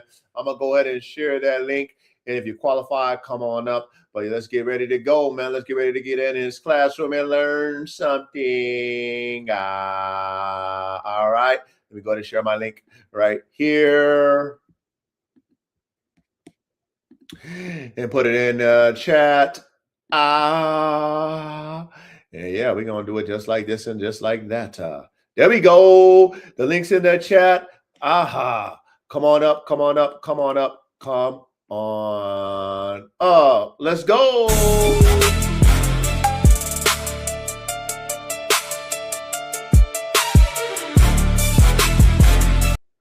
My brother ready in the building. Can you hear me? Yeah, what's going on? Can you hear me? Callie, that's Callie. What's good with you, Callie? What's happening, man? You can hear me? Yeah, I can hear you, man. Yeah, I'm doing this one moving. I'm in the car. Okay, you get a chance to hear that everything plays? Oh, you know I heard it. Come on, I was slapping it. Yeah. Salute, fellas. Salute, ready. Salute. Yeah, man. Ready. Wait, hey, you know how to put that everything plays up in there, ready? Yeah, I like that one. Yeah. Had to do that for my brethren. You know what I mean? Hey, on that other one too, the other one you played before that beat. Yeah, okay. Yeah, all right. Yeah. You got some nice beats. Yeah, we was just jacking them. You know what I'm saying? That's all I did. I was just jacking them back in what was that, 2019, before COVID hit, right when COVID hit. I was just jacking them. That's all it was. Oh, yeah, man. Dude. You know, man. But yeah, man. I mean, shit, y'all ready? I mean, damn it, man. I mean, let's cook them up. I mean, damn it. This is a good one. This is a real good one, actually. So the title tonight, man, class, the Chinese Shar-Pei versus the Chow Chow. Okay, which ancient Chinese guardian wins? All right. So hopefully you guys are, got your notes. Anything you guys know about the Chow, anything y'all know about the Shar-Pei, shit, bring it to the table. Share it in the chat. But I'm gonna go ahead and turn the floor over to you guys, man. All right. I got the Chinese Shar-Pei tonight. So, all right. History and creation of the Chinese Shar-Pei. The Chinese Shar-Pei is an ancient breed that originated in the southern provinces of China over 2,000 years ago, likely near the village of Tai Li in Guangdong province. Developed by farmers as a multi-purpose farm dog, hunter, and property guardian, the breed nearly went extinct in the 20th century before being saved by American and Hong Kong breeders. Ancient origins and purpose. Han Dynasty. Statues resembling the Shar-Pei date back to 200 BC. Name meaning. Shar-Pei translates to sand skin, which describes their short, rough, and prickly coat. Working roles. Farmers use them to guard property, herd livestock, and hunt wild boars. Physical traits. Their deep wrinkles and loose skin acted as armor. If an opponent or predator bit them, the dog could turn inside the loose skin and bite back. Distinctive features. They feature a blue-black tongue and a broad hippo-like head. Decline and near extinction. Communist era. In the 1940s, the communist regime in China placed heavy taxes on pet ownership, viewing dogs as a luxury.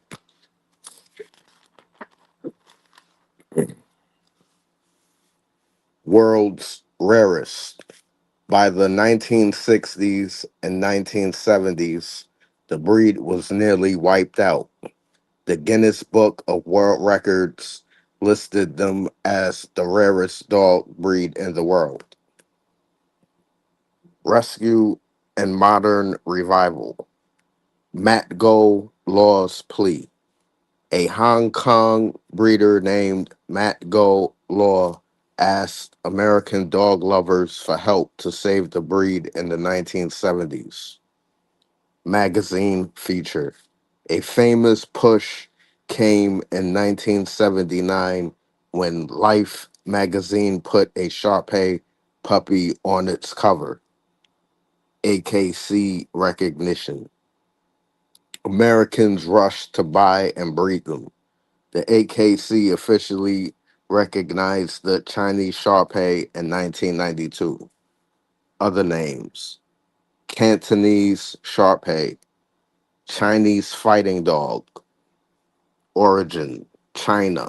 Height, 44 to 51 centimeters, 17 to 20 inches at the withers. Weight, 16 to 29 kilograms, 35 to 64 pounds. Coat, short, harsh, and bristly. Color, all solid colors except white. The Chow Chow connection. Genetics studies showed that the Shar-Pei shares a close ancient lineage with the Chow Chow, as both are among the few primitive dog breeds to feature a distinct blue-black tongue.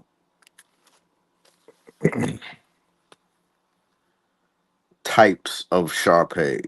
Mouth types. Bone mouth, the traditional older Chinese style. They have a leaner head, less padding around the muzzle, fewer wrinkles as adults, and a more athletic build. meat mouth, the heavier Western influenced style. They have thick, padded hippopotamus muzzles, heavy facial wrinkles, and a stockier body. Coat types: horse coat, very short and prickly. It feels rough and like sandpaper. Brush coat, slightly longer, up to 1 inch, and softer, though still harsh to the touch. Bear coat, fluffy and long like a teddy bear. This is a rare recessive trait. Key personality traits: loyal and devoted. They form a very strong attachment to their immediate family members. Independent and stubborn. They are a headstrong breed that can act with an independent attitude rather than looking constantly for commands. Reserved with outsiders. They tend to be naturally wary, aloof, or suspicious of unfamiliar people and animals.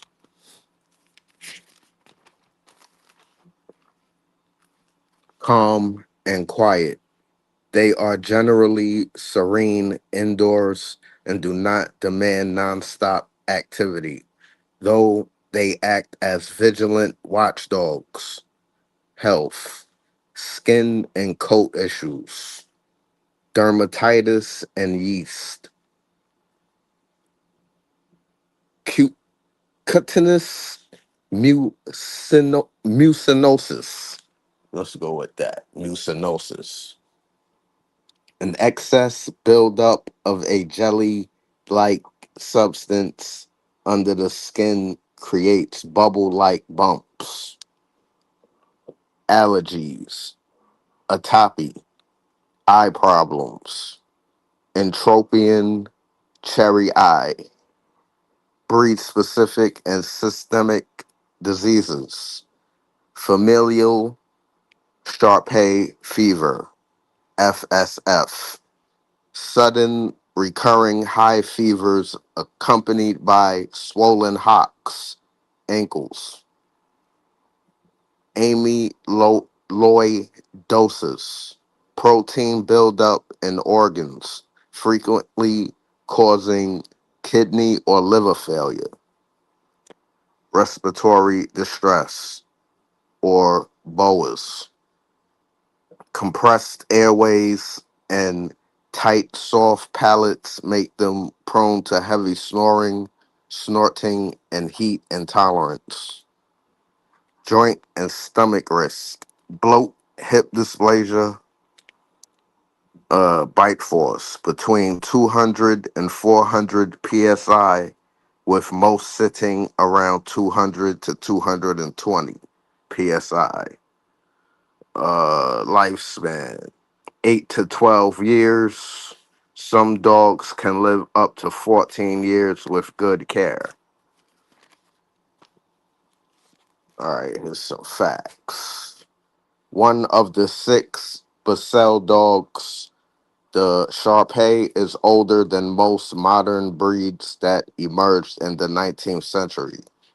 This ancient breed has a notably pure genetic lineage, and as a result, it has played a significant role in the development of many other dog breeds. Besides adding to their unique appearance, these wrinkles offer flexibility to the skin, although they can be easily cut and shrink. Intriguing, intriguingly, mucus in their skin facilitates speedy healing, minimizing scarring, a sort of dog version of Wolverine. Hmm. The wrinkles on a Shar-Pei's forehead hold cultural importance as they are thought to resemble Chinese characters symbolizing longevity. While these characters are typically associated with large cats like lions and tigers, This pattern is unique to Mastiff breeds among canines. Shar-Pei are further characterized by their coarse, sandpaper-like coats. The name Shar-Pei itself originates from Chinese, roughly translating to sand skin in Mandarin. When rubbed backwards, the prickly coat can cause whelps on a sensitive person's skin. Interesting. The Shar-Pei, small ears resembling those of a fighting dog, serve as a form of defense mechanism. These compact compact ears set tightly against the head and offer minimal purchase for potential attackers.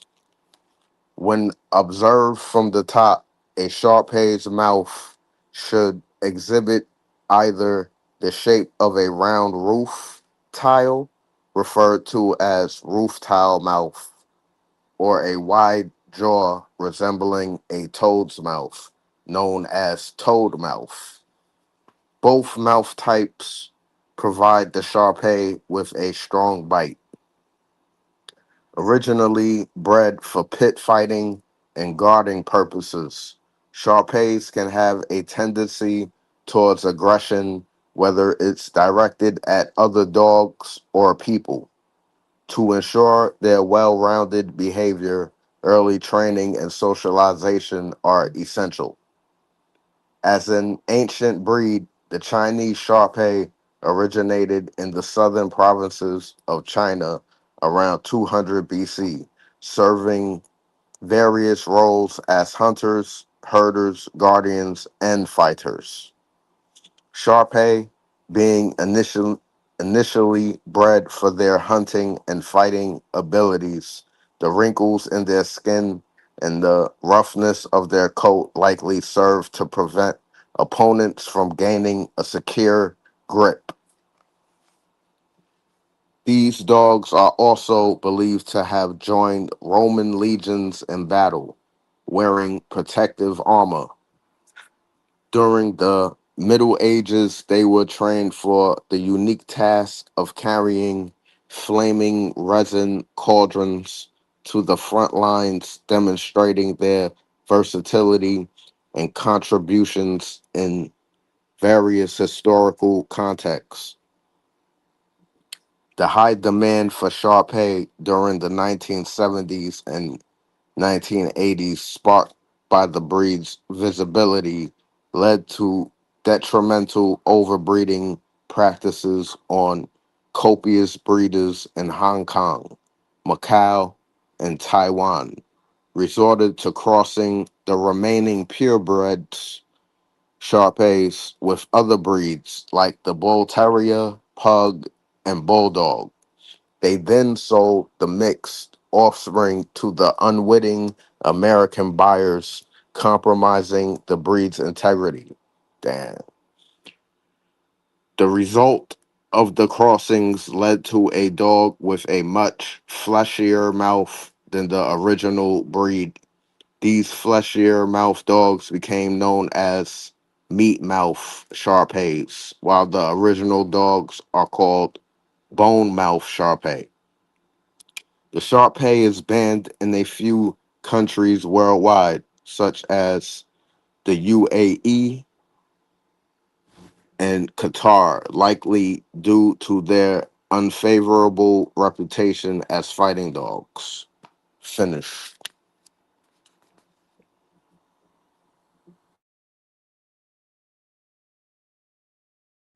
Okay. You ready, Kelly? Yeah, can you guys hear me? Yeah. Okay, for sure. Okay.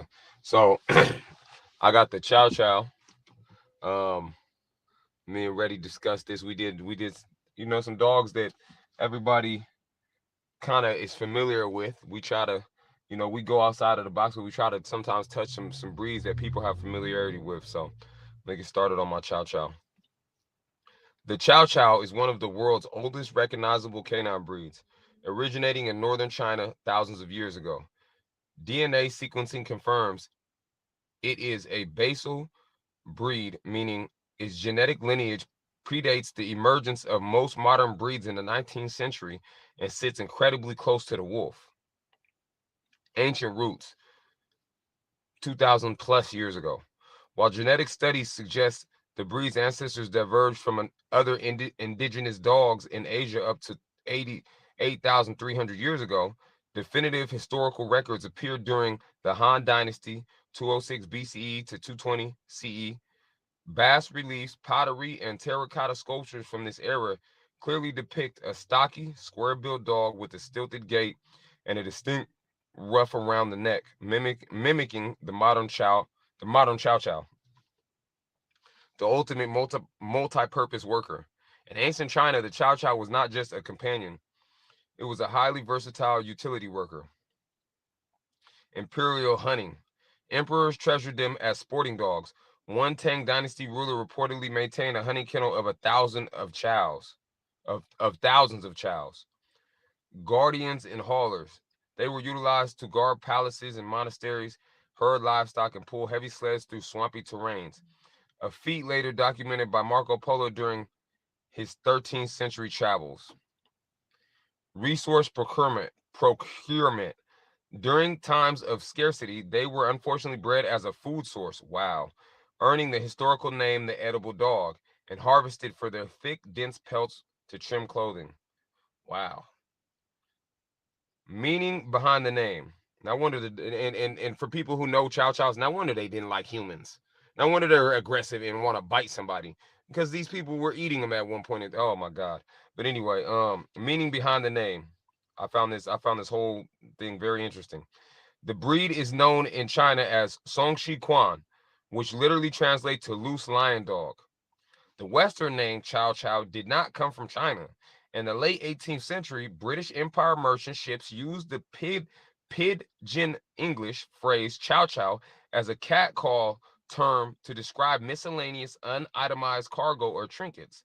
When these unique dogs were brought aboard to be brought to England, they were simply listed under the cargo manifest as Chow Chow. Introduction to the West. The first chows arrived in England in 1780 via East India Company traders. In 1828, the London Zoo exhibited them to the public under the moniker Wild Dogs of China. Their popularity skyrocketed when Queen Victoria, an avid dog enthusiast, acquired a Chow Chow later in the 19th century, making them a fashionable status symbol among British nobility. The breed made its way to the United States in the 1890s and was officially recognized by the American Kennel Club in 1903.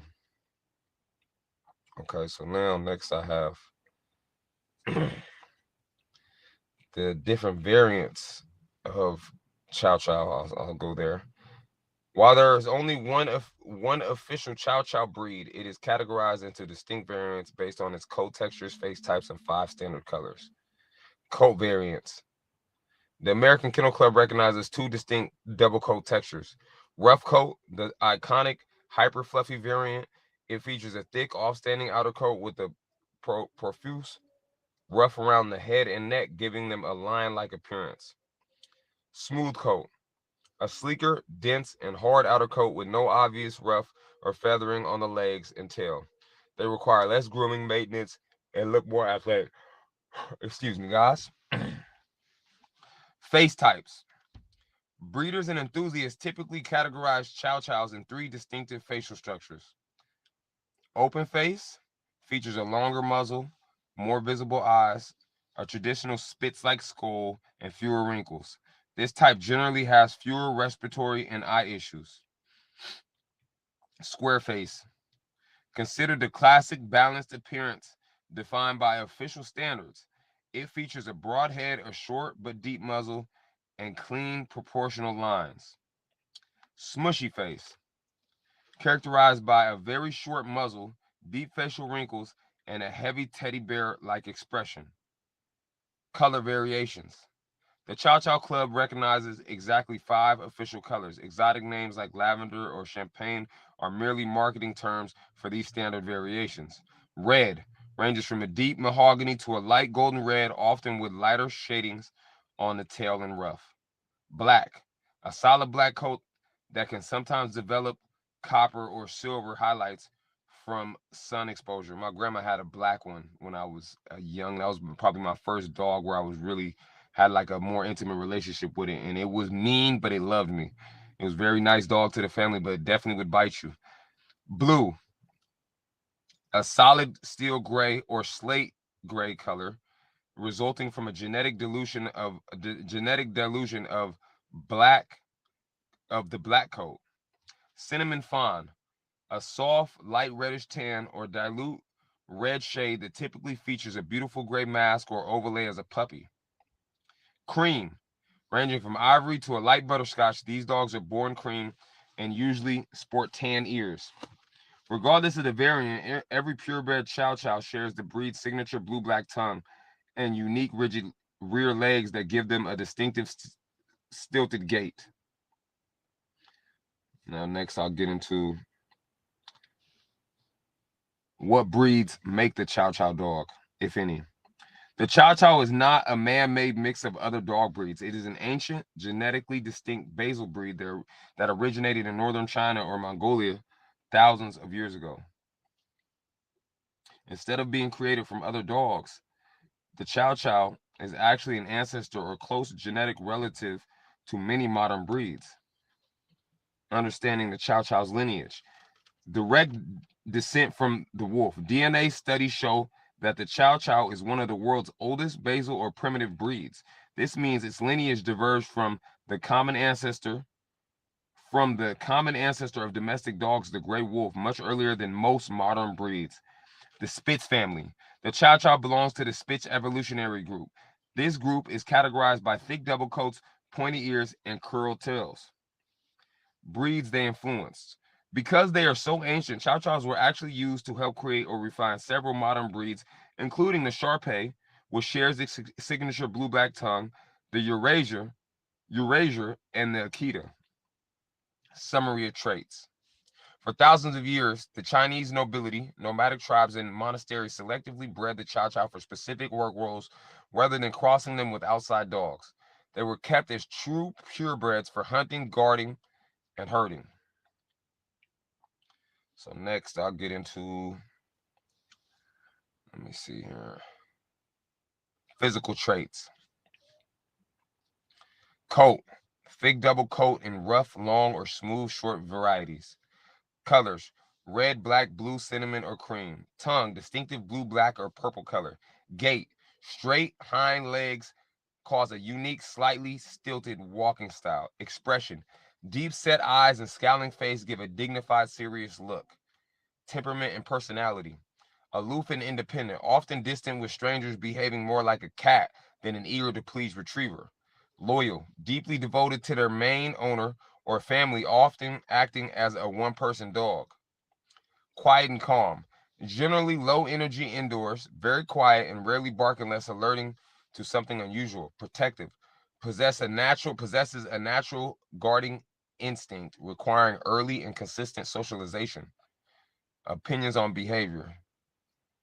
Many users have mixed opinions, while many describe them as calm, quiet, and aloof guard dogs.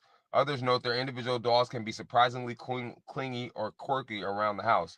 And me personally, my experiences, they will definitely bite you. Chow Chows will definitely, they have no fear in coming up and putting a bite on a human. This is, I mean, anybody who grew up around Chow Chows or had a mean neighborhood one, similar to the Shar-Pei, and it makes sense, this dog will definitely bite you. It will definitely attack a stranger. Cares and needs.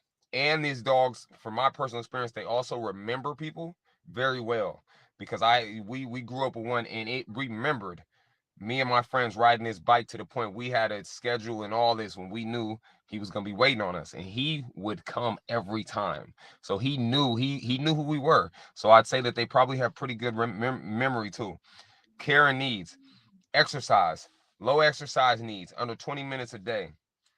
Grooming. High maintenance. Their thick coats need frequent brushing to prevent mats. Cleanliness. Noted for being very clean, easy to housebreak, and having little dog odor. Okay, next. I'll get to my next notes I have. Bear with me. Okay, so here are some crazy facts about the Chow Chow, which some of them we know, but there's some of them we didn't speak on. Blue-black tongues. Puppies are born with pink tongues, but they turn solid blue or black or purple by 8 to 10 weeks of age. I didn't know I thought they came like that. Extra teeth. Most dogs have 42 teeth, but the Chow Chows pack a surprise 44 teeth in their mouths. Ballerina walk. Their back legs are completely straight, giving them a unique stilted gait that looks a bit like a stiff leg march. Limited vision. Because of their deep-set eyes, they have poor side peripheral vision and prefer when you approach them straight from the front. Wild history and famous fans. Ancient royals, originating over 2,000 years ago, an 8th century Chinese emperor reported kept a massive kennel of 5,000 chows managed by 10,000 handlers. Sigmund Freud's therapy dogs.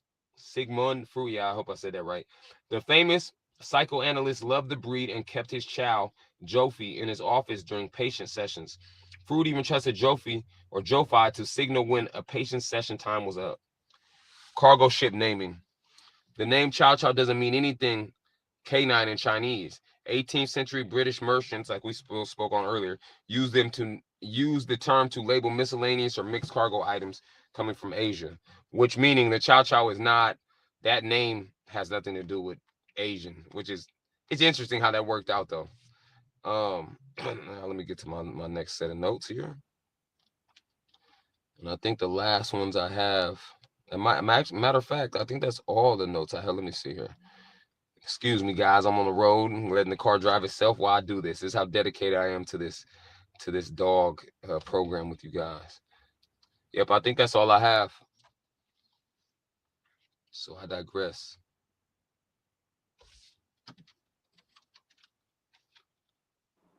Nice. That was dope. Yeah, good job, fellas. That was dead on it. All right, y'all ready for Miss Coach ChatGPT to get up in here and do what she do? Yes, sir. You know it. All right, let me go ahead and share my screen. And we're going to cook like we always cook on a Thursday night.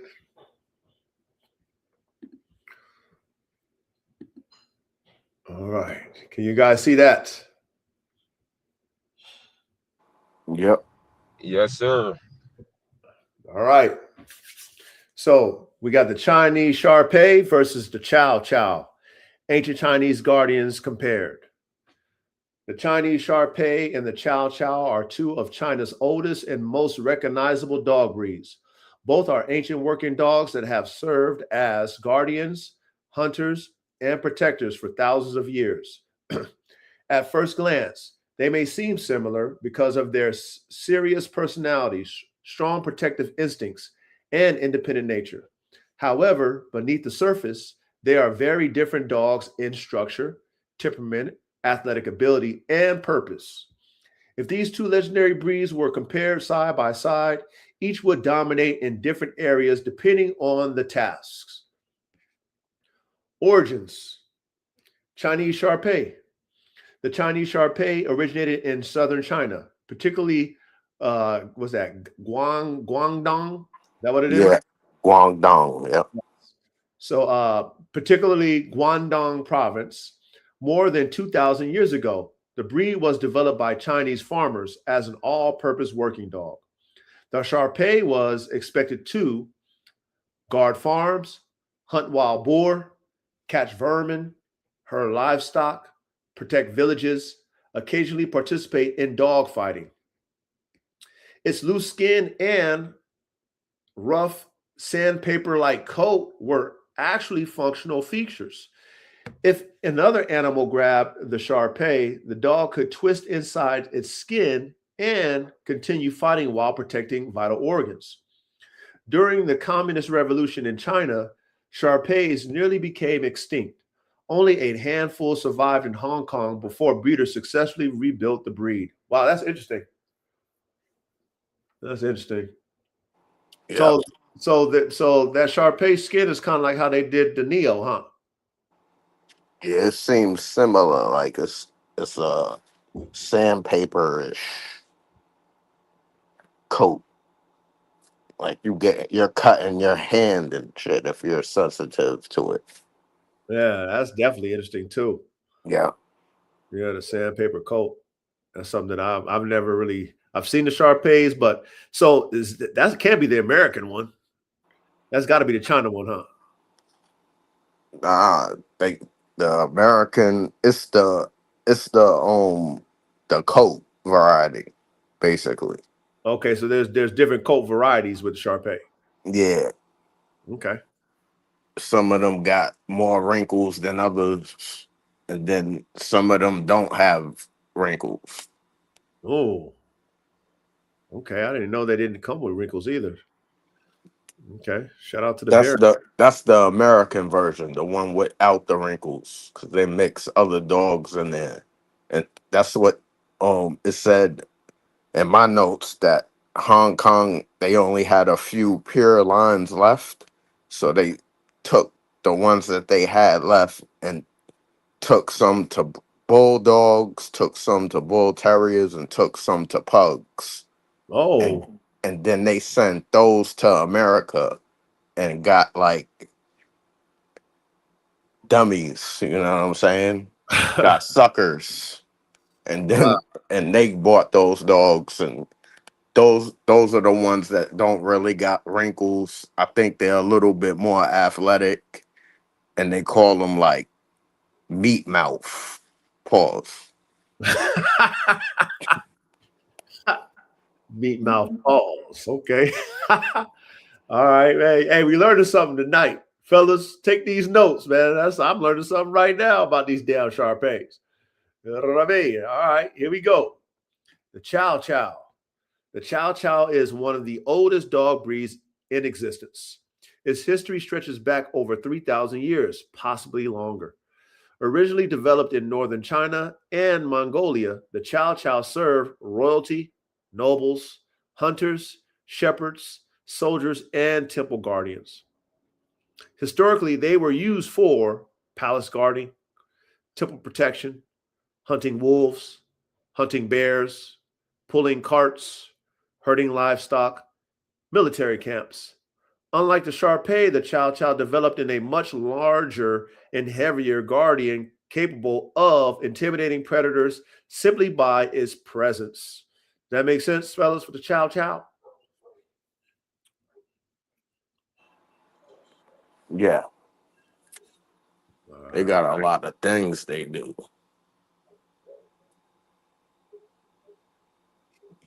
Did we lose Kelly? It was skipping on my side. Nah, there you go. Okay, cool. We got him back. Can you hear me? Yes, sir. Yeah. Okay, yeah. I had just went. It was acting funny, so I bounced out, came back in. All Okay. right. All right, here we go. Genetic background. Chinese Shar-Pei. Modern DNA studies place the Shar-Pei among the world's oldest and most primitive dog breeds. It belongs to the ancient Splits family, but has evolved unique characteristics through centuries of selective breeding. Its ancestry likely includes ancient Chinese village dogs, early Mastiff type guardians, primitive hunting dogs. The Shar-Pei retains many primitive behaviors: independence, high intelligence, low eagerness to please, strong territorial instincts. That makes sense as far as the genetic background, fellas, for the Shar-Pei? Yes, sir. All right, let's go to the Chow Chow. The Chow Chow is genetically one of the closest domestic dogs to ancient wolf populations. Wow. It belongs to the ancient Splits group. Hold on, man. I think got to get ready back in here. Yeah, I'm back. All right.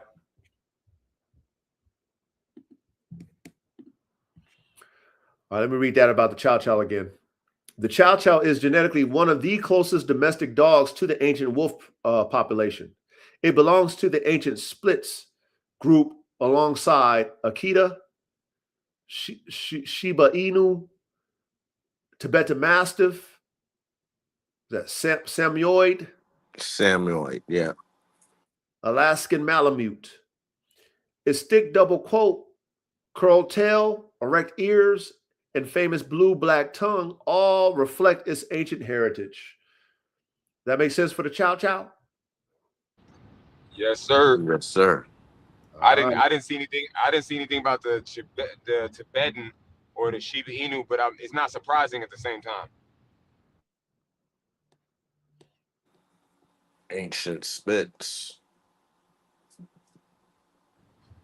Bingo. Okay. The physical characteristics. Chinese Shar-Pei, height 18 to 20 inches, weight 45 to 60 pounds, build compact, muscular, athletic, coat horse coat, brush coat, bear coat, rare. Wow.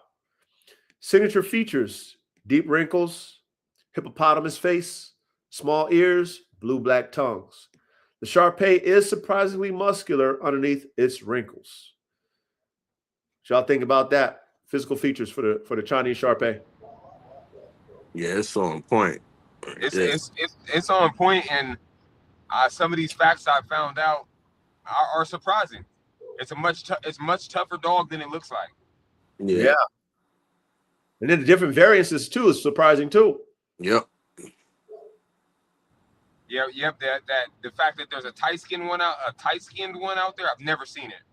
Mm-hmm. And then I've seen it. You know, they got the different coat types, you know, the horse coat, brush coat, bear coat. Like, damn.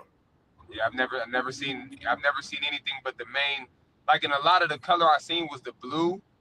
They had a lot of, because at one point my wife actually wanted a Shar-Pei, but then when she did a little research, she was like, I don't think I want one of those. And yeah, these are all very interesting facts to me. Yeah, like the texture shit, it blows my mind. You know what I mean? Like the different textures. That sandpaper coat. Right. Yeah. And the fact that it uses that skin, say it's getting bit, it'll use that skin to get another bite. That's pretty dangerous.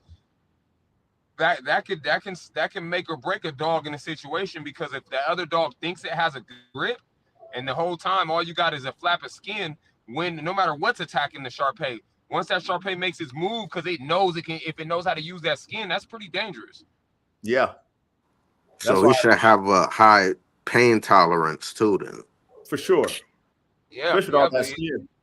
Exactly. And for one that knows how to use its skin, he gonna give up a bite, or she gonna give up a bite on purpose to get a better bite. And that's some good tech that they put in these dogs. Yeah. That's what I was thinking about the Neo, because that's how they had the Neo shit with all that skin for that purpose, Yeah, it's armor, like a rhino. Yep, like a rhino, for sure, like an armor.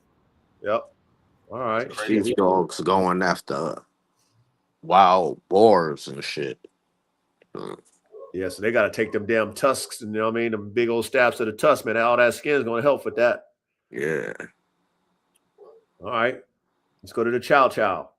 Height, 17 to 22 inches. Weight, 45 to 75 pounds. Build, heavy bone, powerful, square frame. Coat, rough coat and smooth coat.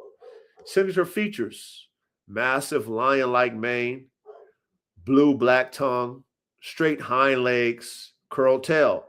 The Chow appears much larger due to its enormous coat. Sounds about right for the Chow Chow? Yeah, I only seen them in the regular style, in red and black. Yeah, that brown. I've seen my, like I said, it's crazy. I had forgot until I was reading the variants. I forgot about the one that I grew up with. Somewhere I got pictures with it, but it was a black Chow Chow. But besides that, it's always been that red. Yeah. You know what else is the observation I make? I wonder if somehow they used the Chow Chow for the Pomeranian, because the Pomeranian has that same that ballerina walk, that gait, that them back legs, it has the same as the Chow Chow. Them straight legs. Yeah, you know them straight back legs where they refer to it like a ballerina. Even the Pomeranian does the exact thing, like it's like a mini version of the Chow. I wonder if it influenced that. But I don't know how they get that much size out of it, but they have the same back legs as the Chow Chow. I'm gonna do a little research, but it's just interesting to me when I was reading that. I'm like, Pomeranians too. That's interesting. That's interesting. It is a spit. The Pomeranian is? Yeah. Well, there you go. Family. Oh, there you have it. The Chow Chow is actually, as we find out, that dog, that's an ancient old dog, so it probably was used more than we know and more than was recorded. For sure. I'm sure it was too. Okay. Let's go to the bite force. Neither breed has an official measured bite force. Estimated Shar-Pei, approximately 220 to 260 psi. Chow Chow, approximately 220 to 250 psi. Both possess powerful jaws capable of controlling livestock or defending themselves. Winner tie. Makes some sense there. She gave an estimate. Yeah, that sounds about right. Yeah. Yeah, it does. Okay. It does. Let's go to strength. Shar-Pei, strong for his size, powerful neck and shoulders, excellent gripping ability. Chow Chow, considerably stronger overall. Greater body mass, thicker bones, superior pulling power. Winner, Chow Chow. About right for strength between the two? Yeah, I'd say. Yeah, I'll go with that. I've seen, if I'm not mistaken, I think I've seen people use Chow Chows as sled dogs too in Alaska, if I'm not mistaken. I think I've seen some I'm pretty sure I've seen some Chow Chows that were used as sled dogs and were able to keep up with the Malamutes and the Huskies. Oh, okay. That's dope. Yeah. All right, here we go. Speed. Shar-Pei, top speed, approximately 25 to 30 miles per hour, extremely agile, quick acceleration, excellent turning ability. Chow Chow, top speed, 20 to 25 miles per hour, more deliberate movement, built for endurance rather than explosive speed. Winner, Shar-Pei. So, if the Chow Chow is built for endurance, that ain't bad. I guess 20 to 25, that ain't bad for that type of dog. Yeah. It still got some speed too. Yeah. Deliberate movement. So if it's once what it's going after, it's gonna go after it. Yeah, it's charging. Yeah. All right. Interesting, man. Shout out to the classroom, man. Salute, fellas. Salute, Reddy and Callie, man, for the topics, man. Good looks. Yep. Agility. Shar-Pei, highly athletic, excellent reflexes, quick directional changes, comfortable chasing fast prey. Chow Chow, moderately agile, more limited by heavy frame and straight rear legs. Winner, Shar-Pei. About right?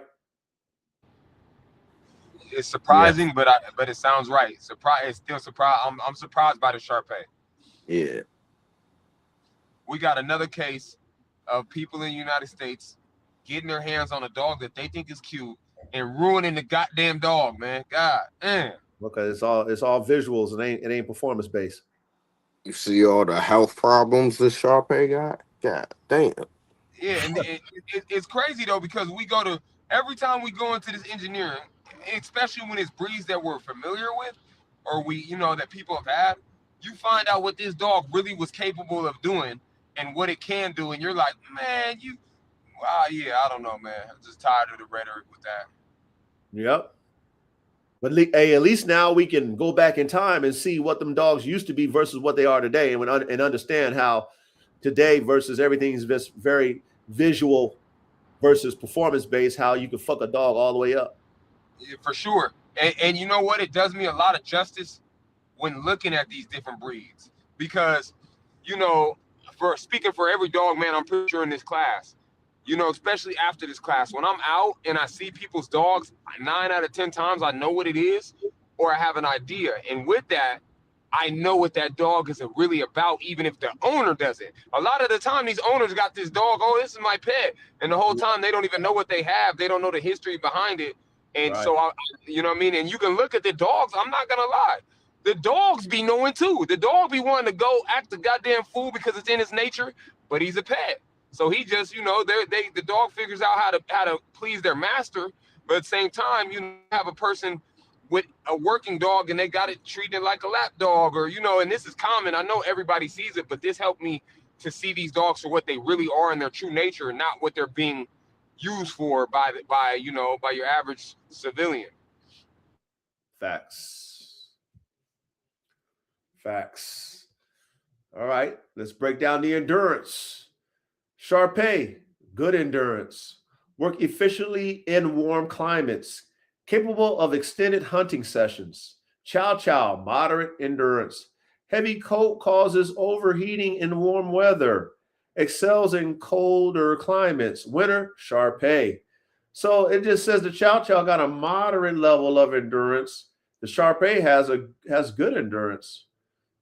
So you would think that Chow Chow, well, I mean, I guess with that heavy ass coat, that does limit your endurance. And remember, and they got that other coat. They got the short coat too. One. Oh, okay. The short coat Chow Chow. Oh, you mean the Shar-Pei, or the Chow Chow got a short coat too? The Chow Chow got a short coat too. Oh, shit. Smooth coat. Okay. And I'll say this: I believe the Chow Chow can, if a person works it and runs it. Like I said, I did see somebody had one in their sled team, and they only had one. You know, I do remember this because I remember being like, what the hell?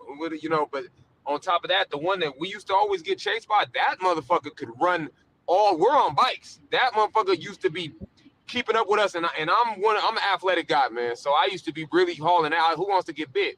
But that motherfucker ran. So I believe that you have they're going on the generalization, but I believe that Chow Chow can really withstand some good running. It produces dogs that can move. So, you know, yeah, the Akita can move. You know what I'm saying? Akitas can run. They can definitely run.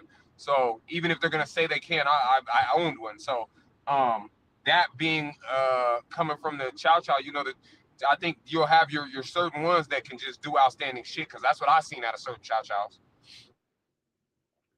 Yeah, and every dog is a product of their environment. So if that dog is out there and got to survive and move, it's going to figure out how to move or die. You know what I'm saying? Hey, it's going to figure out how to move or die trying, right? Exactly.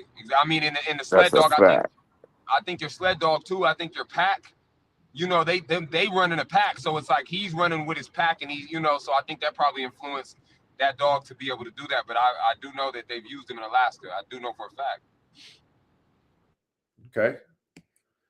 Let's tackle the intelligence. Both breeds are highly intelligent. However, Shar-Pei, problem-solving intelligence, learns through experience, questions commands, very independent. Chow Chow, observant, excellent judgment, makes decisions independently, not eager to repeat commands. Winner, tie. So makes about sense for the intelligence between the two dogs. She tied them up. Yeah, they like primitive breeds. Like they want to do what they want to do, unless they respect you. If they don't respect you, they gonna turn their nose up at you. So this is like another independent breed, pretty much. Yeah. Or they really might is. snap at you too. No, for sure. Like you keep telling it to sit over and over. Like, you stop telling me that shit, and they're going to jump and probably try to bite you. I knew this lady back in the day. She had the Chow Chow, and she had a Chow Chow mixed with an Akita. That joint never came in the crib. That joint was OD big, and it used to live under the crib. But the other dog, the Chow Chow that be in the house, That joint used to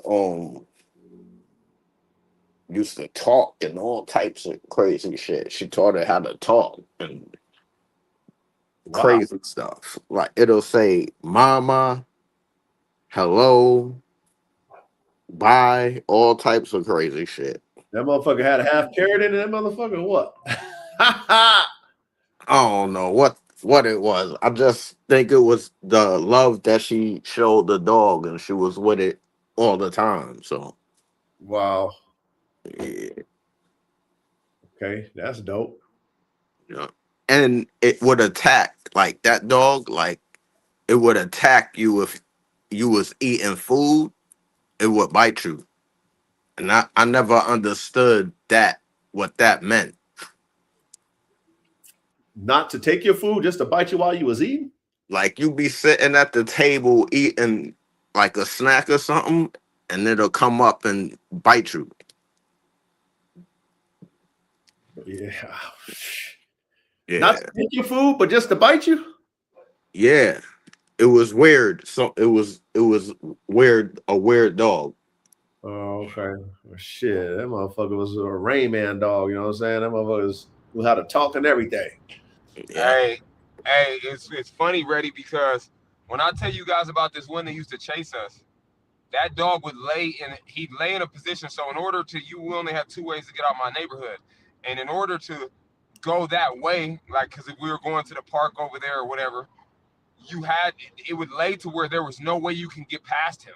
He was in a corner house, so he'd lay down by this bush. There's no way that no matter which direction you come, if you're coming or you're going, he's gonna see you on the bike. And sure enough, as soon as we make eye contact, he's coming fast. And he just knew, these Chow Chows are interesting breed, man. Shit, both of them are, but you know what I mean? Shit. Yeah, I just have no experience with the Shar-Pei, and like I said, they kind of, you know, they're really underestimated. But people have always said, it's always been common knowledge that they're mean, that they'll bite. So like I said, that's why we didn't get one when my wife wanted one. Okay. Yeah, Yeah, this dude around the corner from me got one. He got like a little black one. It's a girl, but that joint is small. It don't really got all them wrinkles on it. Like some small joint. Probably like 40 pounds. 40, 45 pounds. It's real small. So I do wonder, how do you get the wrinkles on that dog? Because where would that have came from? Like, That's the Chinese one that got the wrinkles. but I'm saying, what dog would have created? What dog? Like, what did they use to cook that up to get the wrinkles? See, they see in my notes, it doesn't say that. It says that dog is basically a land race, like the Chow Uh, Chow, and the uh, Chow Chow is one of its ancient relatives. True. This is true. So it's funny, man. Pay attention in class, man. You know what I mean? You learning something. And China had a lot of dogs. They had access to a lot of dogs. So, Yeah, they had the money at them times, them dynasties. They had the money. You hear this guy had about 5,000 dogs. He had 5,000 right. Chow Chows. You know what I'm saying? That's ridiculous. 5,000. That's an army. Yeah, that Right. is wow. And just imagine the variance he had on his yard in his yard. Then imagine the size, his coats. He had to have had, man, that many Chow Chows. Wow. Yeah, he had the ones that be the disqualification ones. He had all of those. Yep. Mm. Okay. Let's go to trainability. Neither breed is ideal for beginners. Shar-Pei responds well to consistent leadership, sensitive to harsh corrections, requires patience. Chow Chow, even more independent, can become stubborn, needs experience handling. Winner, Shar-Pei. About right, fellas? Yeah, Yep. I think so. All right, let's go to the protective instincts. Shar-Pei naturally suspicious, excellent family guardian, quick to alert, very territorial. Chow Chow, extremely protective, historically guarded temples and palaces, calm but fearless, intimidates through confidence. Winner, Chow Chow. About right? Yeah, Yeah. that's spot on. The Look Chow what Chow. he had to do, bro. I mean, and the thing is they're outside of like for even the one that I speak on the chases. Outside of that, that dog was really calm. Outside of having some problem with bikes, very calm dog. We would be off the bikes and the dog would treat us and be nice to us. Just something See. about when we got on that bike, and the kid that lived there, that dog was really protective of that kid. His name was Kyle, so I think it's a better train because it was like it was his dog. Mm-hmm. Nah, He that was young. makes sense. Yeah, he was young. We were all 8 or 9, so I think that's spot on with the Chow Chow.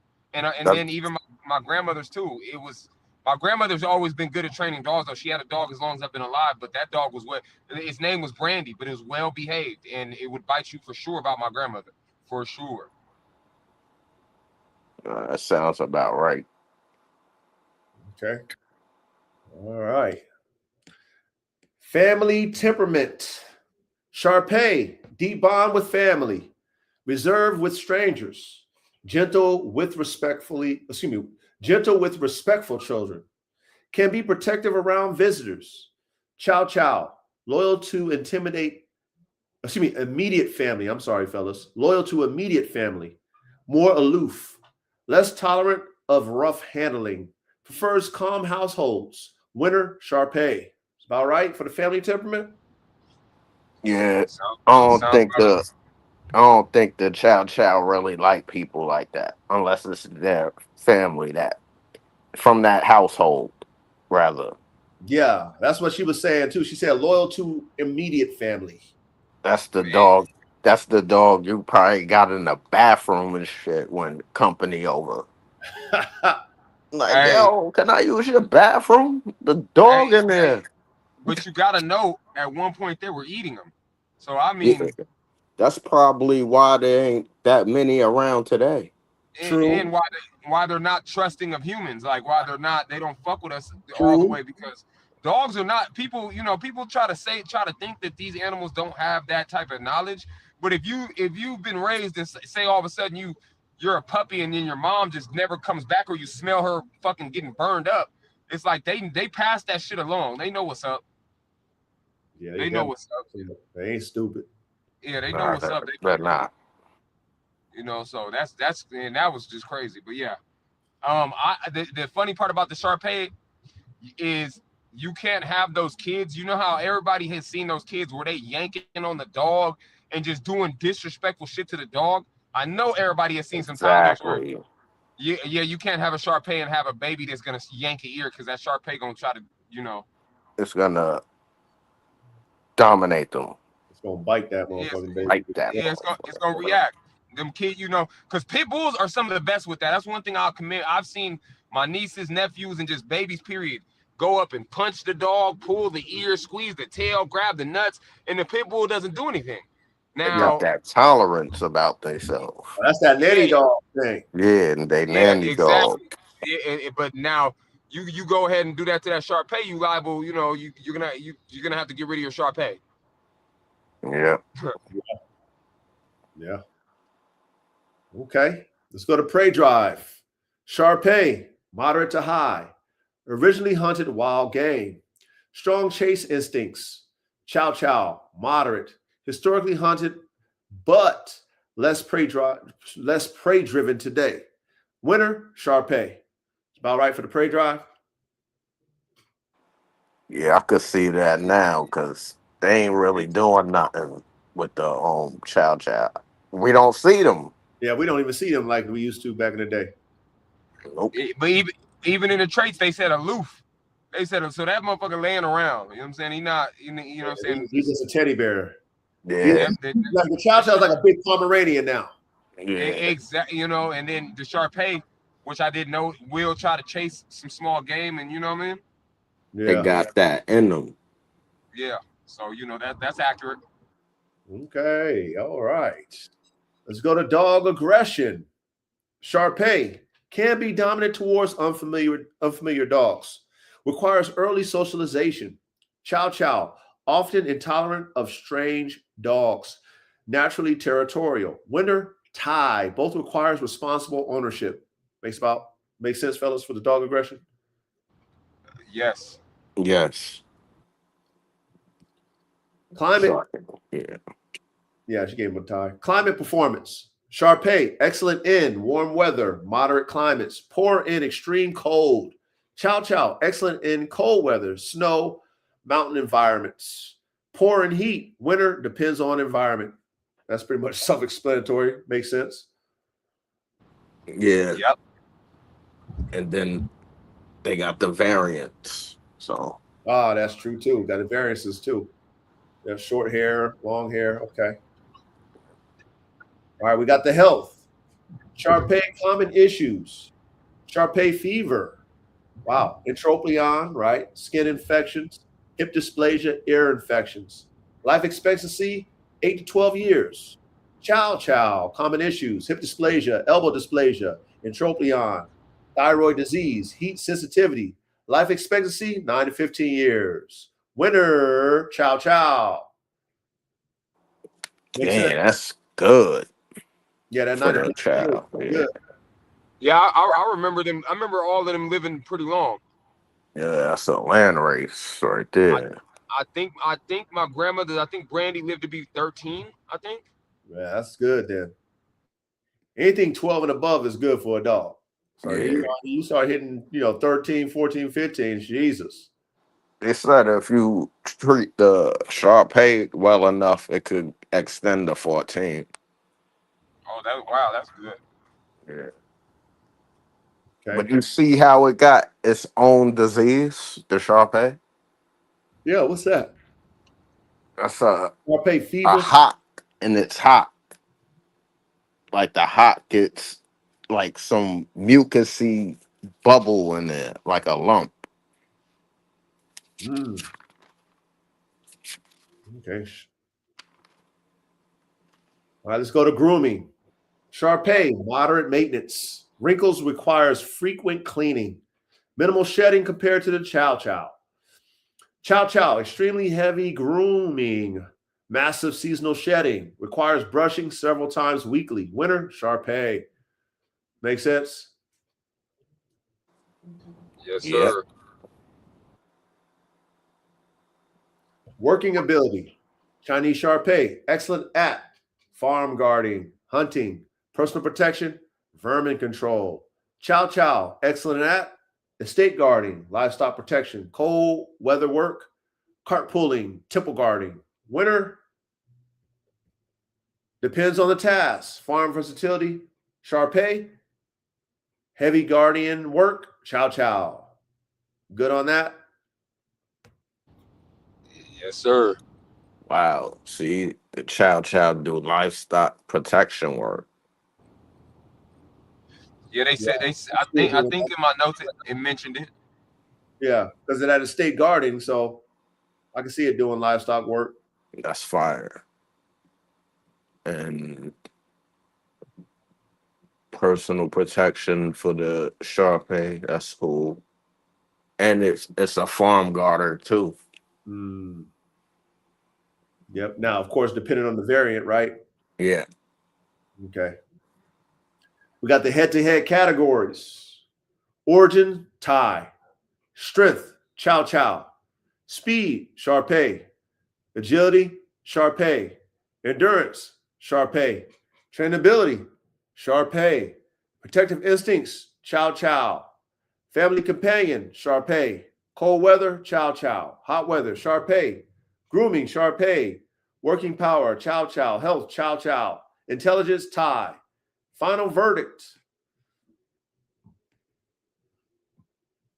The Chinese Shar-Pei and the Chow Chow represents two different philosophies of the ancient Chinese working dog. The Shar-Pei is the more athletic, versatile, and adaptable worker. It combines speed, agility, intelligence, and strong protective instincts into a compact package, making it well suited for active owners seeking a capable guardian and family companion. The Chow Chow, on the other hand, is a powerful, dignified guardian breed to protect palaces, temples, and estates. With its imposing presence, immense confidence, and natural territorial instincts, it excels as a calm but formidable protector, particularly in colder climates. If your priority is versatility, agility, and active guardian, active guardian, the Chinese Shar-Pei is the stronger choice. If your priority is raw guarding, presence, strength, and ancient guardian with unmatched dignity, the Chow Chow stands out. Ultimately, neither breed is objectively superior. They simply excel in different roles. Both remain living pieces of China's canine history, preserving traits that have made them respected guardians for thousands of years. Brah. And another one, fellas. Shit, that was good. That was a good one.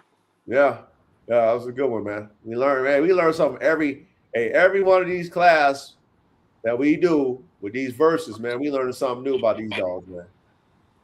Yeah. Yeah, I honestly, I was gonna say that was one of the ones where the some of those facts and all that I would have never guessed. I would have never guessed some of those traits about either one of these dogs. Damn, you went out. Yeah. Yeah. Yeah. You say That's you didn't crazy, you man. say you didn't hear him already? You didn't hear Callie? Oh, I heard you, Callie. can you guys hear me now? I can hear you. I think Reddy had to come back in. I hear you though. I heard you. Okay. Yeah, I Yeah, would Reddy have got it. never looking at them. I would have never ever, especially the Shar-Pei. I mean, I like I said, I dealt with the Chow Chow a little bit enough to know that what it could do and what it was about. But the Shar-Pei, I would have never expected any of that. Yeah. What always surprises me is the variances. Yes. Yeah. You know what I mean? That's what Yeah. always surprises me. We Different Yeah, variances. I'm there he back. is. Can you hear me now, Reddy? Yeah. Okay. No, I was just saying that I would have never expected for the Shar-Pei, really neither one of them. I would have never expected some of the traits and stuff that we found out about these dogs. And like Coach said, the variance is just, I would have never in 1,000 years guessed that the Shar-Pei is the dog that it is. Yeah. Nah, that's a fact. Yeah. Yeah. So And they used it for, it was a fighting dog at one point too, see, the Shar-Pei. you would have never expected it. And I Yeah. wouldn't, and I could see it, them using it for that. Because they said they used it as a war dog too. And the Roman, they had the armor on the dog, and they used to send it to the front line, and it was carrying the cauldrons, the fire resin cauldrons, to Oh the front wow. line. Oh wow. Yeah. So that dog was bringing. Yeah, that's crazy. Yeah, and they probably was trying to stab it and all that shit while it's trying to go through, and it could do it because it's getting stuck in the wrinkles instead of the What's flesh. it's crazy to try to imagine these scenes with these dogs that you actually have, you got them turned up clearly, they're hot, and they're doing shit like that. Like this dog knows I'm about to go try to burn up this 100, 200 soldiers. It's crazy to even imagine people using dogs in that nature. They probably ain't even have to turn them dogs on back then. They was No, already on no, for sure, but it's just crazy to even. That's just crazy to that me, what man. they went through, right? Yeah, to be Yeah. here today. Coach, you there? I can't hear you. Yeah, I'm here. Okay, just making sure. Yeah. All right, fellas. I think Coop asked for so he had a suggestion for the class. Definitely you guys share you guys' ideas, different dogs you guys want us to, you know what I mean, put on the menu. And we're gonna keep doing this, man. Good job, Reddy. Good job, Callie. This is shit, this is some binge-worthy, nerdy type dog shit that we on. And I love it. You know what I'm saying? Just bring something different to the table that you don't normally get when it comes to content these days. Just really just nerding out and learning about these dogs, man. Like I said, a lot of these dogs we knew about, but we didn't really know about them, if that makes sense. That's exactly what it bingo, So and for us, go ahead. So for us taking a deep dive into these different breeds, man, this is valuable. This is valuable because this is something that now it's like, damn, like all these, like I said, the variances is what blows my mind. There's just so many different variances that we had no clue about. We just, like I said, you might think of a Shar-Pei or a Chow Chow, just what you've seen it growing up. That's it. And then all of a sudden you see something different, like that's a Chow Chow. Yeah, you didn't know they made these type of dogs, these Chow Chows like that. Like shit, no. Right. Yeah, Exactly. and like you said, we really nerd out and get into the crafts of just the engineering standpoint and all that, and everything, breaking these breeds down. And I like it because this is the energy we're pushing. Like it's like no judgment. We're a bunch of dog geeks. Everybody who consistently shows up every week, we're dog geeks, and that's fine. I'm fine. I mean, I like it. Shit, I love it. This is one of its own. Word, I love it too. So, Yeah, like I said, go ahead, Callie. Oh, I was just gonna say, I don't know who has I find myself when I meet people and they see, they'll see my dog, they'll see my dogs or whatever it may be, or dogs that come up. I also find myself having to explain to people, like, cause you got all, like last night I had somebody that wants to buy a dog or whatever. And she, you get to breaking down what we do, and they just are looking like, what? They can't even believe that we do this every Thursday. They're flabbergasted. Like, wait, you guys do it? And I'm like, yes, every Thursday we break down different breeds. We go into the sciences. I've had to explain this to a lot of people, and their reaction was just like, they couldn't believe that something like that goes on. And I'm like, yeah, man, this is what we do. Show up, Yeah. So, It's great. I love it. So, like I said, men, share y'all ideas in the chat. Reddy will definitely go through, put it on our list, and we gonna cook, man. We gonna carry this wave on. Cause there's so many fucking dope ass dogs out there. So many. So for us to learn about them is epic. You know what I mean? So let's continue this wave. And like I said, if you want some more of the breaking down of the engineering of dogs, man, go back in time. We've been there, done that already. So you want to get in some basic type engineering shit, go back in time. But right now, we dissecting, we doing some straight autopsies of dog, reverse engineering of all these different breeds, man, which is epic, which is pioneer type shit. What we doing? So anything you guys got to say to the chatter? Shit. See y'all next week. Once again, thanks for popping out. Have a good weekend. Salute. Salute, chat. Same as Reddy said. Have a good, safe weekend. We're gonna definitely come with some heat. Expect us to come with some more exotic stuff this next week. We went a little bit more basic, but Reddy, what time it is. And yeah, man, we look forward to doing this next week, man. Appreciate everybody that shows out. Yes, sir. Salute, man. Yeah, go back in time, man. 416, go back in time, man. You know what I mean? We got some good ones, man. From the band dog talk days all the way up to current. We got some good classes. So, don't be afraid to go back in time, man, and go ahead and binge listen.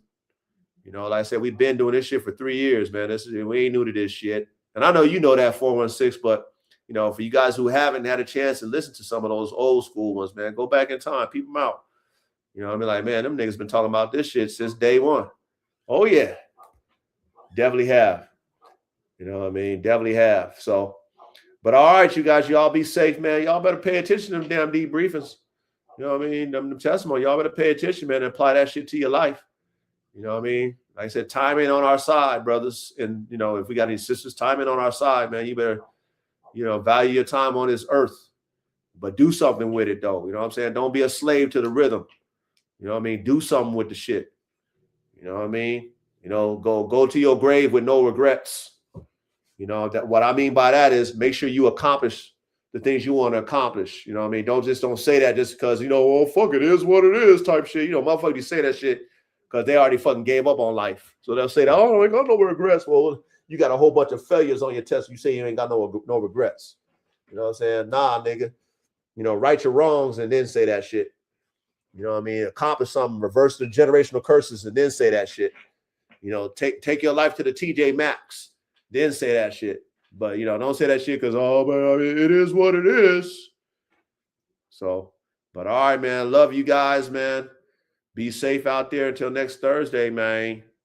You know what I mean? Peace. Peace. Peace.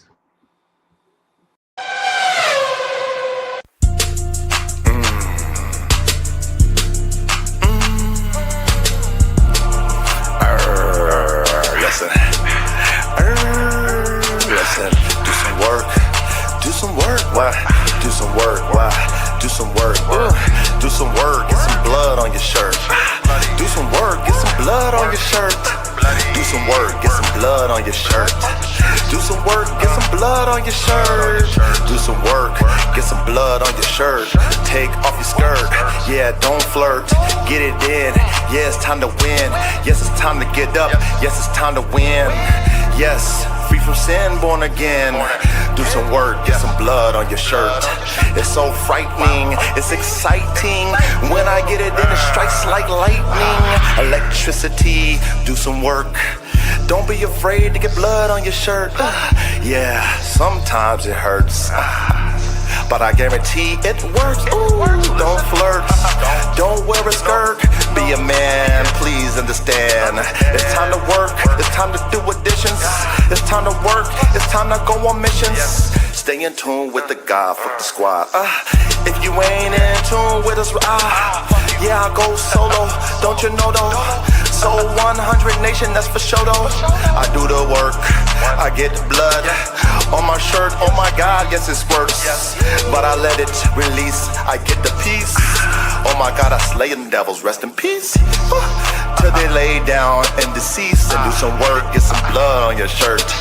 Don't acknowledge no shit that is fake. I can't stand police niggas, they're jakes. Yes, you cannot relate. Sometimes you do the math that doesn't equate. Oh my God, heaven's sakes. Oh my God, what the hell, yeah. What's the smell? I don't smell shit. Cause you don't know how to do nothing. You don't know how to do it. Nigga, quit, forfeit, lay it down. Shh, don't make a sound. Yes, I'm profound and I get it in. Yes, we're born to win. I said, do some work, get some blood on your shirt. It's a soldier's life, nigga. Blood on your shirt. Fuck all the laughing shit. Fuck all the flirts. Fuck all the play shit. Fuck all the skirts. We not feminine. We not like women. We like men. We get it, then we born again. Stop that shit, please. Stop that shit. Do some work and get some blood on your shirt. Don't make me shake you up. Don't make me wake you up. Don't make me slam you down. Lay you to the ground. Shake you up. Take the bitch out of you. Lift you up. Take the bitch out of you. I pursue to take the bitch out of you. I pursue to take the bitch out of you. Ladies, don't be afraid. Fuck these niggas. Don't be they slave. Yes, they'll take you down to the grave. Listen, bitches, don't be they slave. Fuck with a king. Be a queen. Come through, move like a machine. Stay mean and stay clean. Look up in the sky, yes, have a dream. Martin Luther King, the God that flows through me. Yes, they call me T-double-E. S-I-R-E-T, Saya, oh I'm on fire. Lightning strikes, I ain't no liar. I speak the truth. 1, 2, 3, 4, 5, 6, 7, 8, 9. Press rewind. 1, 2, 3, 4, 5, 6, 7, 8, 9. Press rewind. Yes, it strikes through the spine. It strikes through the roof. It's the truth. Mathematics, get it in. Mathematics, get again. 1, 2, 3.